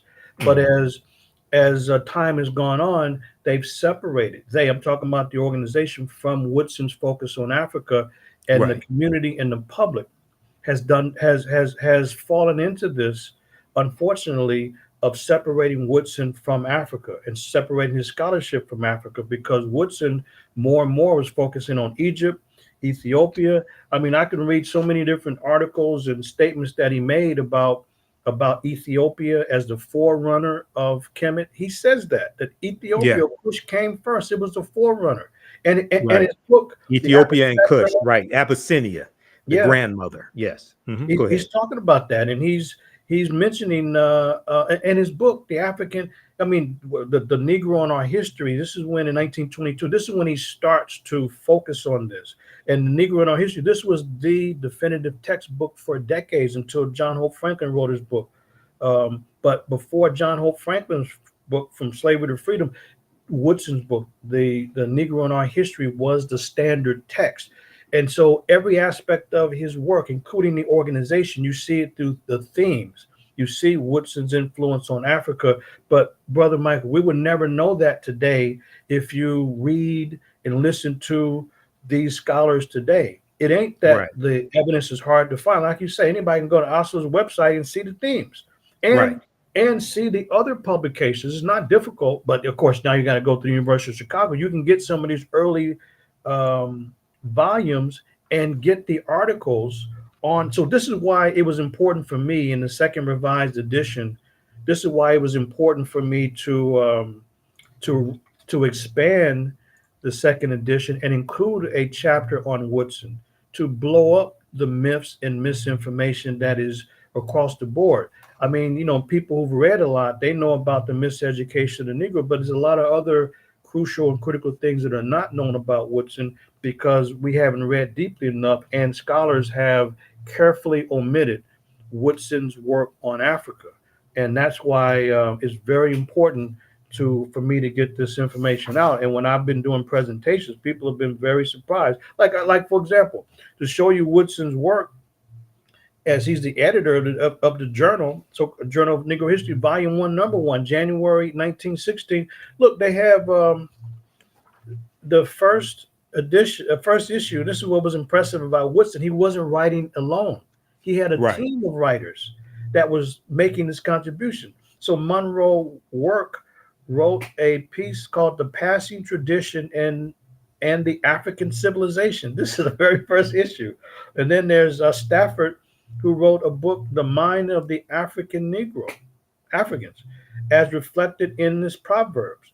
Then there is, and then there's a book review, another book review, "Negro Culture in West Africa."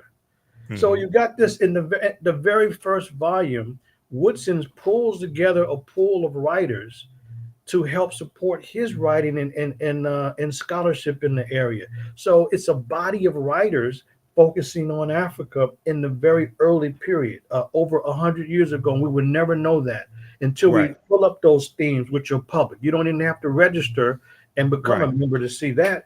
And then and you got the journal, and there's the bulletin, plus there's Woodson's work. So this is why I added the chapter to the book in order to blow up this nonsense about the misrepresentation. You talk about the miseducation of the Negro. This is miseducation all over again by his own organization, Correct. miseducating people about their own founder. And I'll Correct. challenge anybody because documentation beats conversation. Is right there. And so Absolutely.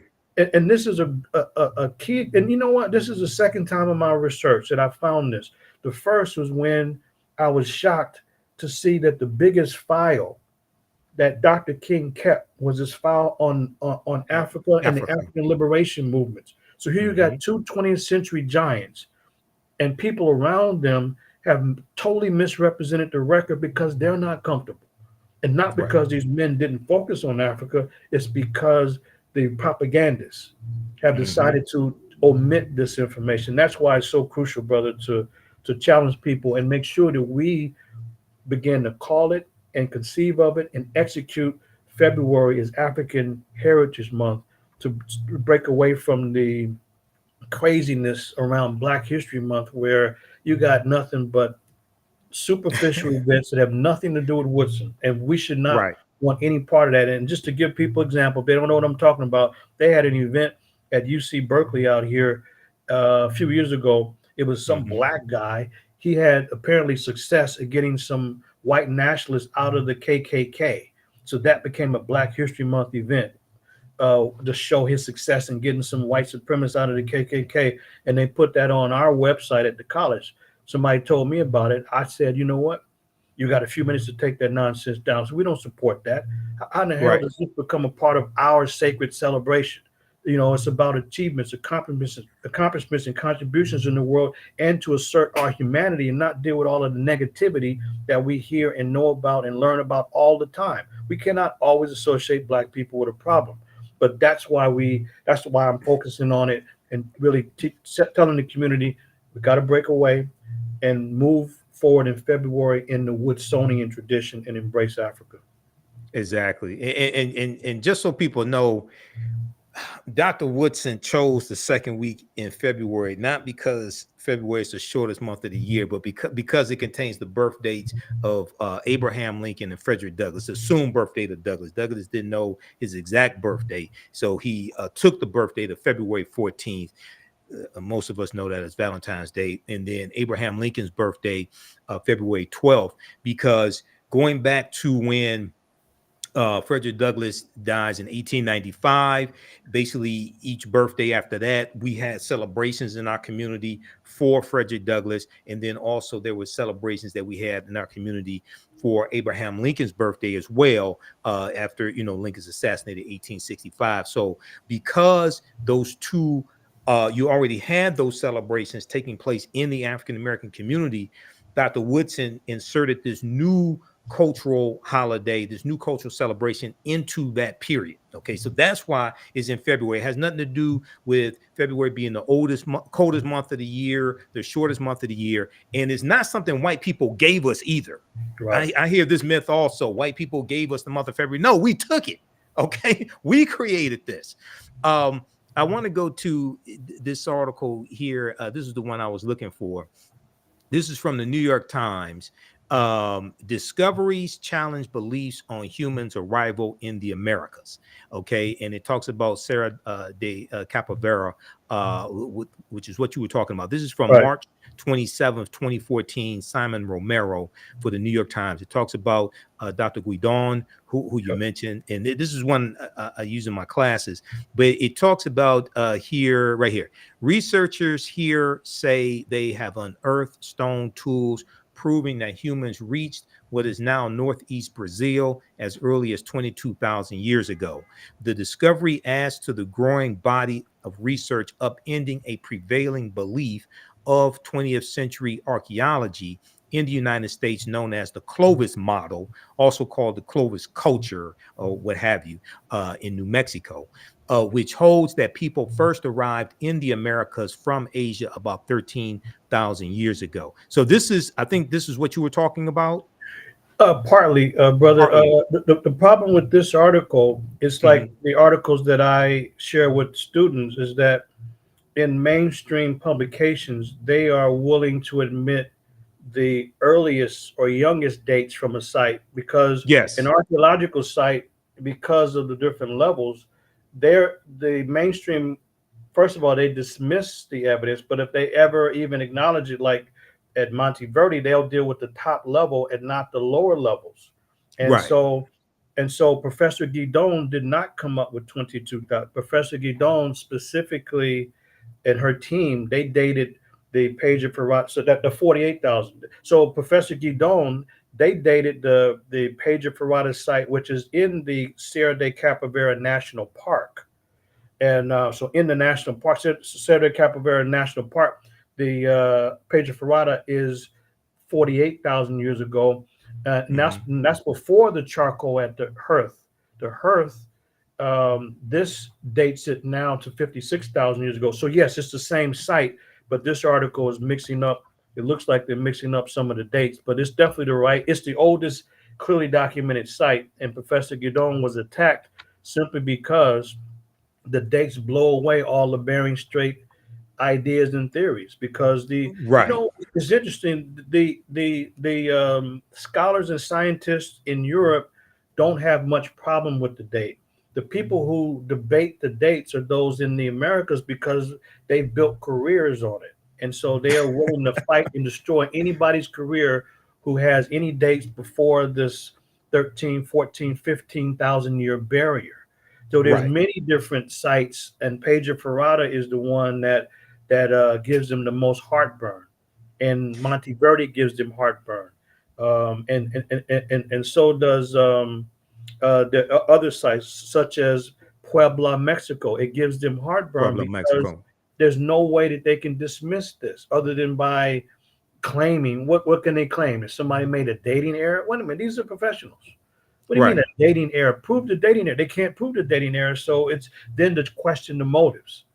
Right. Like they'll question the motives of Dr. Virginia Steen McIntyre, who came up with the Huey, who dated the Huey Lactical site in Mexico, and that site is very very old, and they question her motives and Right. said, "Hey, we're not going to publish this unless you take a zero off." So I'm not changing my dates, but this is Exactly. so. What it is that in this field, early American studies, it's people teach what's useful and not what's truthful, because they're Right. defending and fighting to maintain their turf and their hegemony and dominance in the field. They're not, it's not scholarship, it's not science, it's political, is what it Right. is. And that's why they dismissed the Serra de Capivara National Park, where you have the Pedro Ferrada site, the paintings, human remains, there's artifacts. Oh, well, those must be geofacts created by nature. Really? This is an absolute artifact. This is coming up with stuff. It's the kind of intellectual gymnastics and somersaults that the dishonest people who represent the BS theory are Right. The known Bering for. Strait theory. Right. Yeah, Now, they've destroyed a lot of careers by people who don't go along with it. Now, once again, for those that don't know, the name of this article, Discoveries Challenge Beliefs on Humans' Arrival in the Americas. This is from the New York Times, March 27, 2014, by Simon Romero. So though that 22,000 years ago, 48,000 years ago, who were these humans? Were these the short-statured Africans, the Khoisan? Who were these people? They wouldn't necessarily be Khoisan, but these were Africans, without a doubt, and this has been determined very clearly. So what I would share with people is a resource that I had mentioned. So if they don't read the work of Professor Guidon or Black Woman or the other archaeologists, then they should at least, and you can find it on YouTube, is Tracking the First Americans.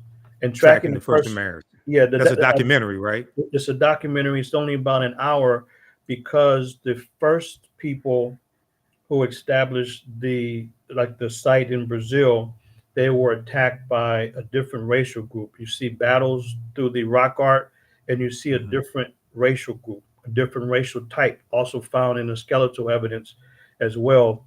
And so, but they may not, because people migrate in. That's a long migration. So what the people in Brazil would have come from, and what the argument and research shows, they would have migrated by watercraft from Melanesia or Australia. So they wouldn't have Okay. been Khoisan per se, but they would have been Africans. And in the early times, they were small stature, and they certainly would have come from that area by boat. And that's what the evidence leads us to at this point, that they were Africoid people who migrated in by watercraft. Let me. I just want to go to one more section here of this article. Dr. Guidon remains defiant about her findings. Now, also, just so people know, in this article, there's a video interview with her from the New York Times as well. At her home on the grounds of a museum, she found it to focus on the discoveries in Serra de Capivara. She says she believed that humans had reached these plateaus even earlier, around 100,000 years ago, and might have come not overland from Asia, but by boat from Africa. Talk about that for a minute, please. Well, I think it's important. So I have some articles.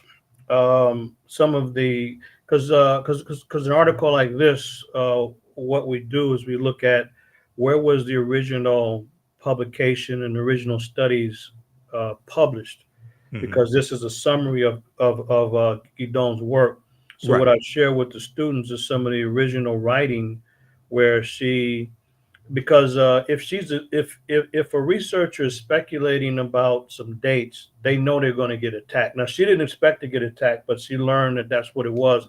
So she moved away from speculation and going by the definitive dates. Even then, she was still attacked, but that's when it was clear that it was around these Africans about 48,000 years ago. So it's Professor Guidon's work, and the other person I was thinking of is Dr. Walter Neves. Dr. Walter Neves. Neves from Brazil. Is also his position and belief, because he's an anthropologist dealing with skeletal remains, that there would have been Africans traveling from Australia or Melanesia, Black peoples traveling from Australia or Melanesia, but they ultimately would have come from the African continent. And that's what his argument is. But from this quote from Guidon, I would like to, see it more closely, but she clearly argues the same thing, that these are unmistakably Africans. And what happened to these original Africans, that they were attacked. they were attacked and they were largely wiped out by what they were calling Mongoloid. This is a term that they were using, right? So the Right. people came in through the Bering Strait came later, and they largely wiped out these original Africans who were in Brazil. But the fact that the Africans are in Brazil, this is pretty well established by the archaeological record. The fact that these were two separate groups, clearly different in appearance, fighting. This is also pretty well established by the evidence of fighting and the clear artwork. You can clearly see it for sure that these are separate groups fighting. And so Nevis and Gidon, these are different researchers, different research teams, but through their own individual angles have come to the same conclusion that these are African migrants that were there first, going back 56,000 years ago. And Nevis and Gidon both, and this is upsetting to the Bering Strait theorists Yes, because it is. they're going by David Hopkins, because David Hopkins, when he wrote um, the Bering Strait Land Bridge, when he wrote his work in 1967 or so, that's when scholars started to then promote not just the Bering Strait theory, but the Bering Mhm. Strait fact that people Okay. came in through the north and that no one else could have been in the Americas, because in their mind, no one could have traveled other than by foot. They didn't have Right. the ingenuity or the creativity to travel by watercraft, which is absurd. The Right. waters have never been a barrier to travel; they've been a facilitator of travel. And it's people in the U.S. who mainly have problems with it, but people in South America, scholars in Europe, scientists in Europe, they don't have the same issue, but the Americans they do, because it's political. Because and one thing people should know: why would somebody fight facts, or why wouldn't they if they're the top of the class? That people Right. have to buy their books, and when they turn those books into textbook, they're And making a go lot ahead of and keep talking for a minute. I'll be right okay. back. Go ahead and So keep talking. okay, so they're making a lot of money with textbooks. They get a good salary, very nice lifestyle, and they give exclusive interviews, which helps to elevate their stock, elevate their status. And when they're at the top of their field, you would think that people would just be humble. Not at all. If someone comes up with a new discovery, they don't call to congratulate, they will attack. And this is what the standard is. If somebody doesn't know that, they're naive. This is exactly what happened. This is why Michael Cremo and his colleague wrote the book Forbidden Archaeology. Forbidden Archaeology. In other words, archaeological discoveries that have been attacked. So this is why Forbidden Archaeology is a very important resource, because Cremo is putting together archaeological discoveries in one book. And he uses the case of Dr. Virginia Steen McIntyre at Huey Lactical, Mexico, to show that not only has did the Bering Strait theorists, they like the Bering Strait Mafia, not only did they end Dr. McIntyre's career as a respected research at the U.S. Geological Survey. The last I checked, she was working at a nursing home as a gardener, but Wow. they don't allow anybody to challenge them. So that's why I call them the Bering Strait Mafia. They've ended a lot of careers because they're defending their turf just like a gang member or a thug would do. And you say, well, why would a scientist? Because it's about money, clout, and influence. That's why. And that's what we have in early American archaeology. This is why I spend time on it, to teach students research methods and introduce them to a lot of the original records and the evidence. And I say, you make your mind up. Here's the evidence from Nevis and Guidon and all of the other scholars. What do you think? What do you think you're looking at? But it's so many different sites. There's no way to deny all of them. And Right. that's Exactly. the first unit. That's actually the first unit in my U.S. history class, part one, and we deal with the Bering Strait theory. And then by the time we finished the Bering Strait theory, meaning people migrated from the north, from Asia into North America, and became the first inhabitants of the Americas about 14 to 15,000 years ago. That's what the theory is. But by the time we learn the theory and look at the evidence against the theory, then students know why we refer to it accurately as not the Bering Strait, but the BS theory. The BS theory. Okay. Now, just curious. You're talking about different archaeologists. Are you familiar with Dr. Albert Goodyear at the University of South Carolina? Archaeologist at the University of South Carolina. No, I don't think I am. Okay, so I first found out about Dr. Albert Goodyear from my friend who's now an ancestor, Dr. David Imhotep. And Dr. David Imhotep wrote the book, The First Americans Were Africans, Documented Evidence. And actually, when the article from the New York Times that I just showed you, when it came out in 2014, I sent that to him as well, because he's been saying that the African presence in a lot of these areas is older than what we've been told. And he gave the example. He was the one that told me about 56,000 years ago in South America, in Brazil, specifically Brazil. So I just wanted to ask you about this. So there's an article, and the jury is probably still out on this discovery, but this dealt with this. Article came out.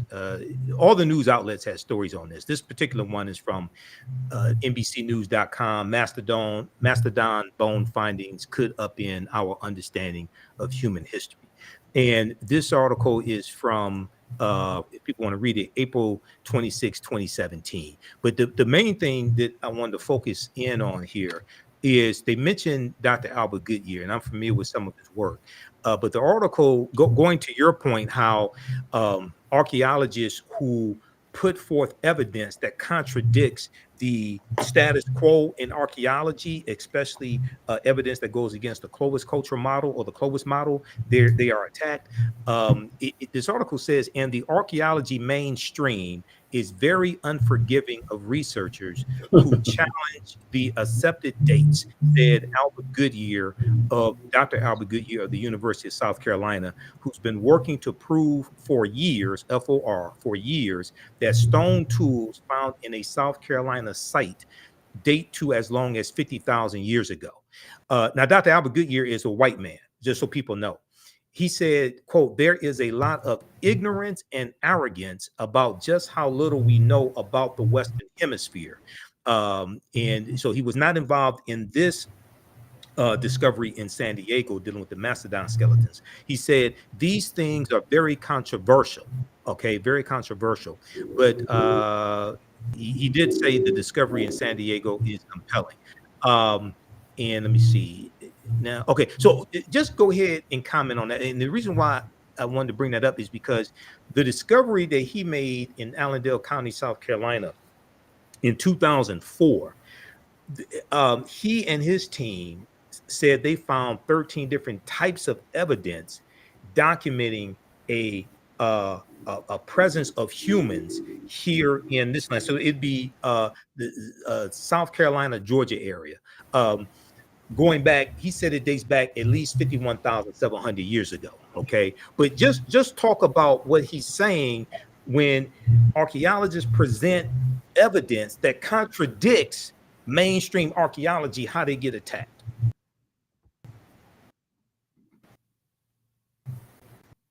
Can you hear me? Thank you. It's kind of in and out, but yeah. So I think to talk about that's a one of a number of episodes where people have been attacked because they challenged the Bering Strait Mafia. And the Bering Strait Mafia, they're very fierce. They're fighting for turf. It's not about evidence. It's about ideology and maintaining their turf and their financial status.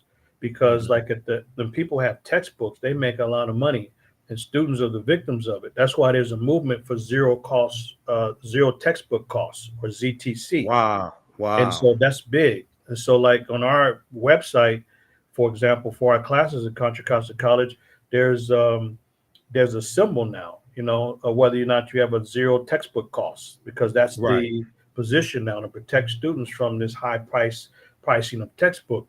But that's part of the revenue stream.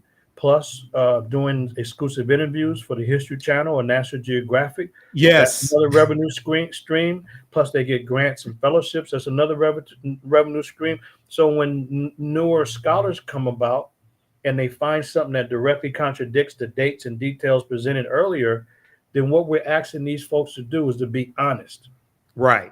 and potentially give up a very nice lifestyle, and they're not willing to do it. So this is why they usually close ranks and they attack. And you know, when he walked away, you might have heard it, but this is why Michael Kremer wrote the book Forbidden Archaeology, because there's a lot of these examples where not only is the archaeological evidence challenged, but the people and their credibility is challenged. So I use Dr. Virginia Steve McIntyre. She had nothing to gain by making something up. She's a credible scientist, asked to come in, date the site, and then was attacked and her career destroyed. But there's a number of examples like that, because the barrier is this: anything older than 14 to 15,000 years ago Yep. upturns the theory. And Yes. so the theory no longer makes sense. So yes, we know that people migrated in from the north. But the part of the theory that doesn't make sense is that this is not the first time people came into the Americas. That's the part that breaks down. Yes, we know they migrated in, but there were people already in the Americas. So that example that you're referring to from South Carolina is one of many, many examples throughout North America, Central America, South America, that flat out and directly contradicts this position. You know, like the footprints at Puebla, Mexico. Right. These are documented by credible sources. This was like a Discovery Channel on their site. I found this this was 2003. I think it's 2003. So it's been 2 decades. And Page and Ferrata, 1986. Monteverde, Chile. This was 1998. Reported in the New York Times. You know, Right. so even in mainstream press. So this is what happens. People promote dates. There's a skull in Delmar. Once people promote dates, they're going to get attacked. So Right. the question is, do you stand by your evidence? Most times people adjust. They lower the dates to make it closer to the 13, 14, Okay. 14. 15,000-year-old Clovis barrier, Right. so that they can keep their career. That's what Right. most of them do. It's a career move. It's not about evidence. It's about saving my behind so I can keep a job type of position. That's what they do. McIntyre didn't do that. She stood on the Yeah. evidence, and people around her ran away because they didn't want to have their careers destroyed. So there's so many examples, and people are not willing to give it up because they're defending their turf like a vicious gang member would do. But they're Right. operating in the academic arena, and that's what makes it more troubling, because without thought, people think, oh, yeah, well, scientists are honest. No, the scientists are the ones who are the leading distorters of historical evidence and data. That's what they're about, including Samuel Morton and the rest of these folks who are creating wild ideas about human remains. So that example, brother, is one of a number of them that should be known about. Right. I just want to give this source here, and then we're going to wrap up with your book, and you can tell people again how to get your book. So this was an article I learned about Dr. Albert Goodyear from Dr. David Imhotep. Everybody can go read this article. This is from ScienceDaily.com, and there were other articles when this came out. This article came out November 18th, 2004. Called New Evidence Puts Man in North America 50,000 Years Ago. Here's a picture of Dr. Albert Goodyear. Like I said, he's a white man.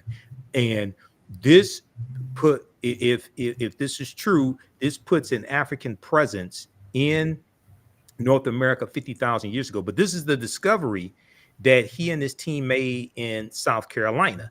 And he has been attacked.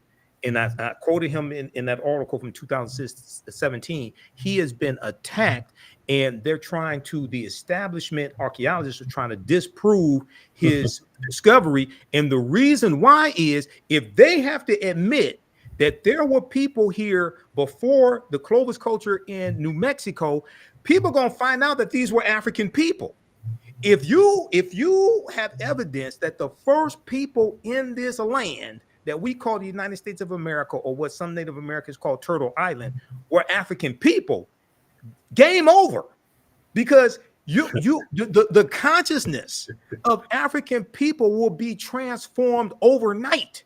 because we're largely taught that we first came to this land conquered by Europeans, shackled in chains. Okay, when we learn that this was our land stolen from us, you're going to have a seismic shift in the consciousness, and the establishment archaeologists and white supremacy in general can't let that happen. Yeah, Go ahead and wrap up with your book.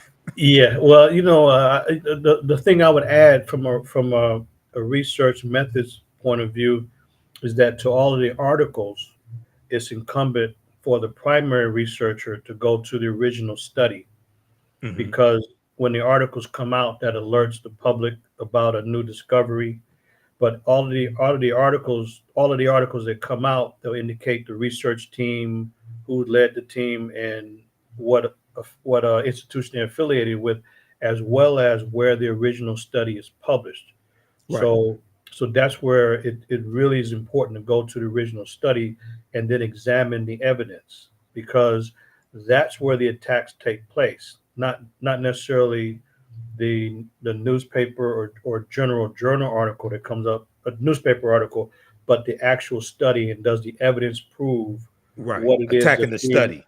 Yeah. Attacking the study. Right. Yes, so Mhm. the study has to be examined, and and when the study is examined, either it holds up or it doesn't hold up. But the articles are important because they alert us to the Mhm. study that's come out in a professional journal, and then we examine the evidence. And honestly, sometimes they hold up, sometimes they don't. But the bottom line is, the mainstream, their position is none of it's going to hold up because it would upset and overturn their position. So they're Right. attacking the study because it is outside of the boundaries and the historical time frame that they've already presented. So you know what Right. it is? It's like this: is that when you're looking at early American settlements, or when American, I don't mean the U.S., but the early settlements in the Americas, it's like Mhm. a puzzle. And when you're finding pieces here and there, you get an idea of what you have. And people are familiar with a jigsaw puzzle. You don't need to have every piece to understand the puzzle. So Right. what happens is that when there is, so these people, the mainstream, the BS theorists, they want people to think that there's a shorter time period and people came from Asia first, but that's not what the evidence says. That's not correct at all. People were here much longer than that. So they're looking for anything that fits their theory. So when someone Right. comes up with evidence far older than what is being claimed, then instead of saying, well, wait a minute, maybe we have the whole jigsaw puzzle as configured wrong, because this piece does not fit in at all. So rather than Mhm. saying, well, let's reconsider the layout of the puzzle because this is clearly a piece of the puzzle and it doesn't fit, they don't do that. They throw out the piece and try Right. to find something to fit the fake and phony puzzle that they put together in the first place. It's an a priori assumption. It's a Mhm. prior assumption that doesn't fit the evidence, and that's what we deal with. So that's why it's really incumbent of going directly to the study to see, because there's been some claims that have been challenged, and probably rightfully so, but there's a whole body of them that are absolutely credible, that cannot be overturned, that can't be credibly challenged, but the Bering Strait theorists somehow do challenge it, and so that they can reach the conclusion that they know better, and therefore let me keep my prominent lifestyle and my prominent name out there, because we got there first and we know better than anybody else, and that's pretty much what happens. So it's always amazing, and this is what I really train people in terms of the research methods, is that we go directly to the source, we examine the evidence, because if you're doing primary research, you're doing original research, but you do have to rely on the work of others, but there has to be a critical assessment of it. And by the way, in the world of archaeology or early African studies or early American studies, if somebody's claiming a discovery, and this is what I share in my book, the whole like first section of the book is about research methods. Right. In the introduction, it's got to be two things that have to be established. If someone claims that they made a discovery, it's two things, and I have this laid out methodically in the book. Number one, you have to show in situ photographs. In situ photographs means they're photographs in the situation in which you claim to have found the artifact or the human remains. So you can't just take a artifact, for example, and say is old, and then you clean it up and then you put it against a wall for a nice background and claim and tell us that this came from this site. We don't know that. We weren't Right. there. That's not good enough. You can't clean it up and then dust off all of the dirt and put it up. We want to see the photographs of what you claim to found it in that situation. It's called in situ photograph, a series of them. And also there has to be a detailed written report as well to explain Right. all these details. And now with photography and video, that's another requirement. And without that, we don't trust what anybody is claiming as some major discovery because we don't know. We weren't there. So this is the standards in the scientific community. And so people will either present this in a scholarly journal, their findings, or they will present it at a professional gathering of experts in that particular field. Those are the two ways. Either you have it at a professional annual gathering, or you present it in a refereed or a scholarly journal. And then we make our assessment and our examination of the credibility of the evidence. And usually there's an a priori assumption that it ain't credible because it's older than what we've ever discovered. And matter of fact, you know what they told Professor Guinon? You could not Right. have discovered it because we didn't discover it. What kind of position is that? Yeah, it's a white supremacist position. That's what we're dealing with. All right, let's go ahead and tell people once again the name of your book and how they can get it. Okay, I appreciate that. So my book is a history of African civilizations, and it grew out of my work at Contra Costa College.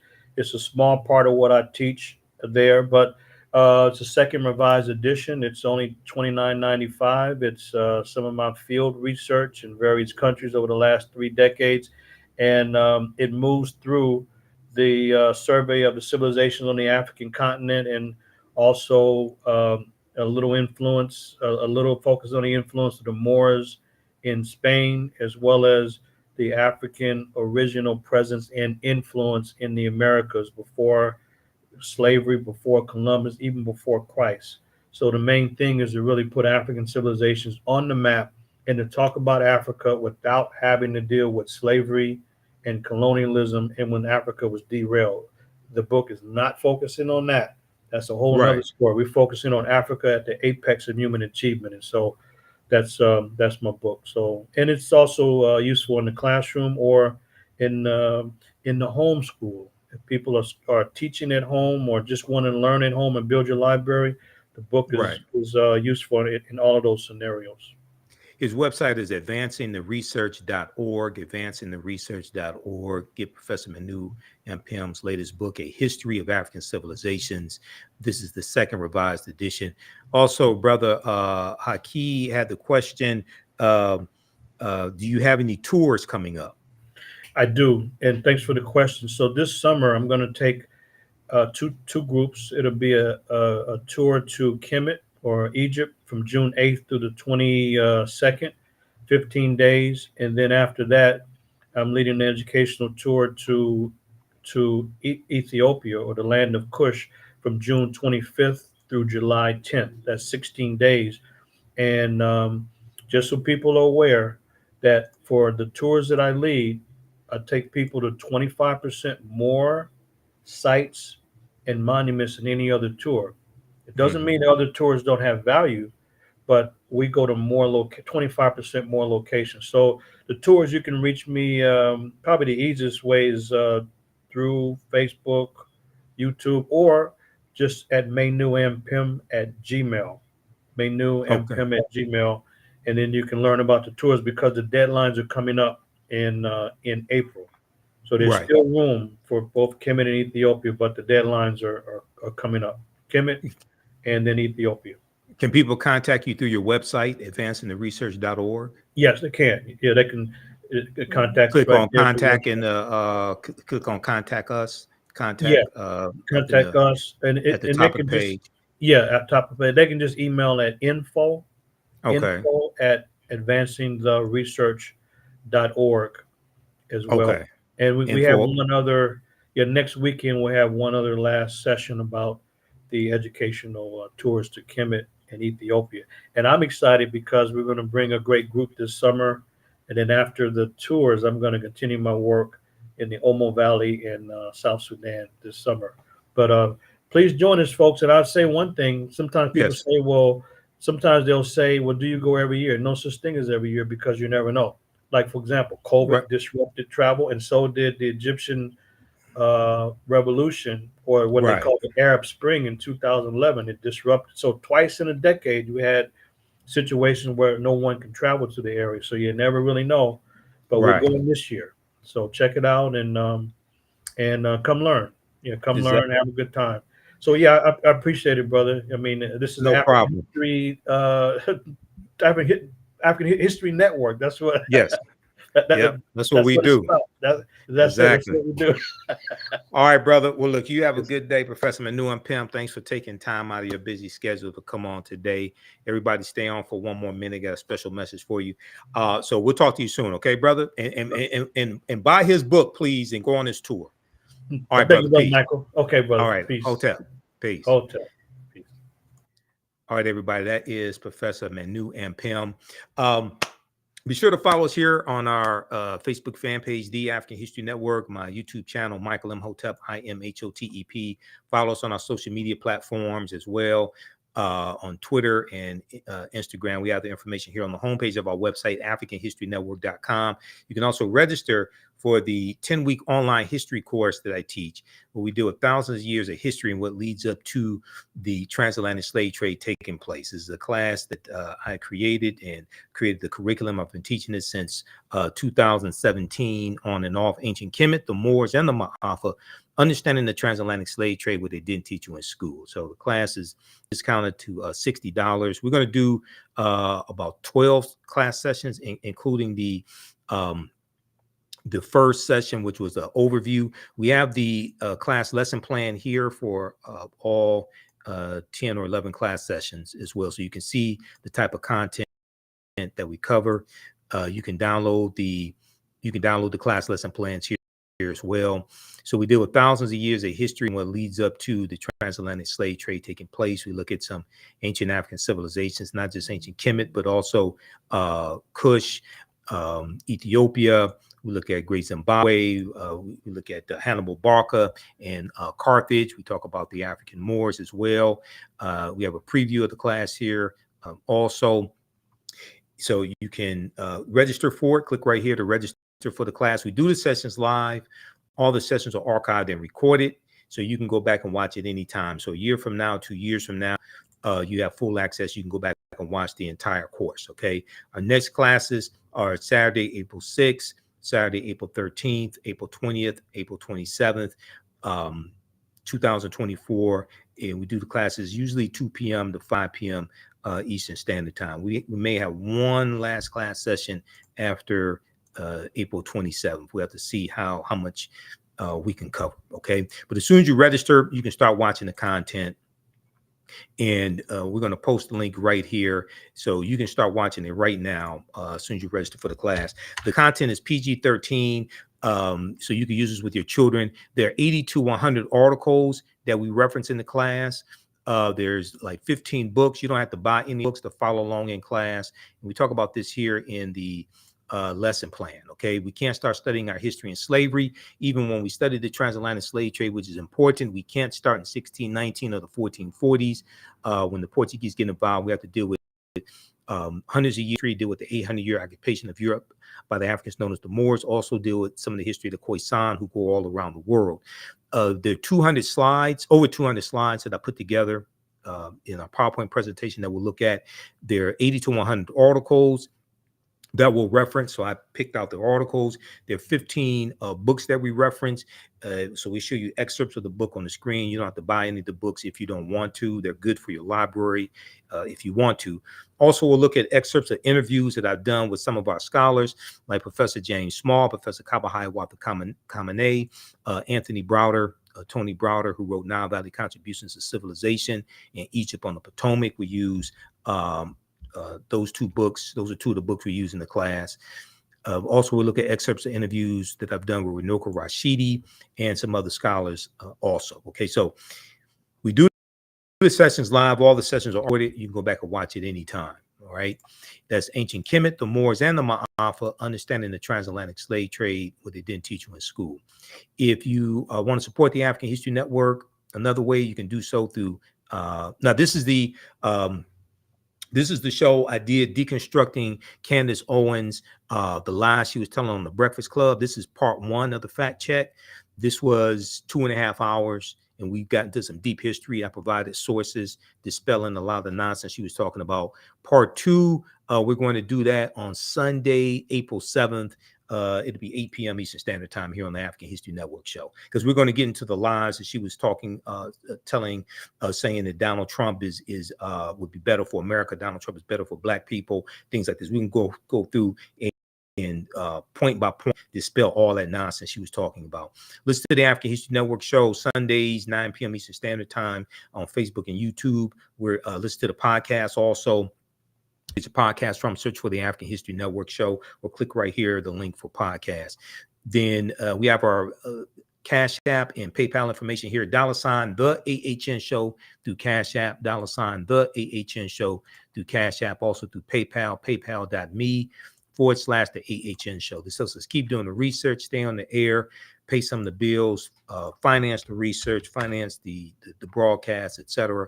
Pay for these services that I have to use to do these broadcasts and run the African History Network.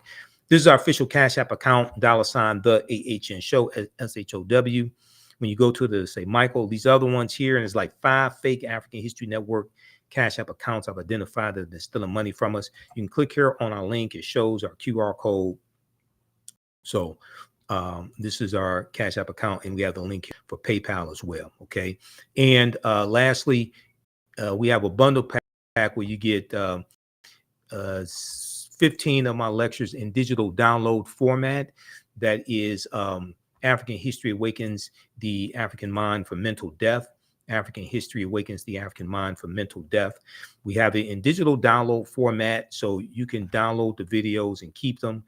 This is at our website, AfricanHistoryNetwork.com. This is on sale, half off is on sale, $75. It's 15 of my lectures, including my lectures dealing with the film Black Panther and dealing with the African cultural influences in Black Panther and how the film Black Panther relates to African history, culture, language, spiritual systems. We have lectures dealing with that I've done dealing with Malcolm X, the distortion of the legacy of Dr. Martin Luther King Jr., six principles of political self-defense, because I'm also a national political commentator. A lot of people see me every Friday on Roland Martin Unfiltered. I've been on Roland's show pretty much every Friday since October 2020. So I'm not just a historian, I'm a national political commentator, radio show host, lecturer, etc., researcher. I taught entrepreneurship for 7 years. My degree is in business administration from Wayne State University. So there's a lecture that I did, 13 Forms of Wealth, Keys to Entrepreneurship and Economic Empowerment. Ancient Kemet, the Winter Solstice and the History of Christmas. This is a double lecture that I did with Dr. David Imhotep, who wrote the book, The First Americans Were Africans, Documented Evidence. So we did this double lecture here in Detroit a few years ago. Redistributing the Pain, How African Americans Fought Back with Economic Boycotts. The Light of Ancient Egypt Awakens the African Mind to Economic Empowerment. Ancient Africans in America Before Native Americans, Columbus, or Slavery. Great African Women in History, The Mothers of Civilization. That's a 4-hour lecture that I did. Great African History, The Mothers of Civilization. And then we have a Black Panther analysis for children. I was speaking to about 60 African-American children and their teachers. These were 5th through 12th graders. Okay. We did this here at the Charles H. Wright Museum of African-American History. Then also African-American resistance in the era of Donald Trump, voter suppression, reparations, and how elections have consequences. Okay. So, and then you'll get the presentation I did dealing with Black Panther Wakanda Forever. I did that in November 2022. So you actually get 16 lectures. Okay. So African-American History Awakens the African Mind from Mental Death. That's a bundle pack. If you want it on DVD, it's $100 if you want that bundle pack in DVD format. All right. Okay. So we're going to get out of here. Remember at the, let me post this here. So we have the Cash App, PayPal information also. Hopefully you learned a lot today. Give us a thumbs up, give us a heart, give us a like on this broadcast. You can go back and rewatch this as well, and watch the show that I did with Candace Owens. Also, we have the broadcast that I did dealing with the history of Easter, Easter origins, pagan traditions, and then African Americans and the Exodus. You can watch that also. That's streaming on our social media platforms as well, Facebook and YouTube. Okay. We have the Cash App, PayPal information here. Remember, at the African History Network, we focus on educating and empowering and inspiring people of African descent throughout the diaspora and around the world, because right now it's correct wrong behavior. It's not over till we win. Wakanda forever. We'll talk to you next time. Peace. Thanks.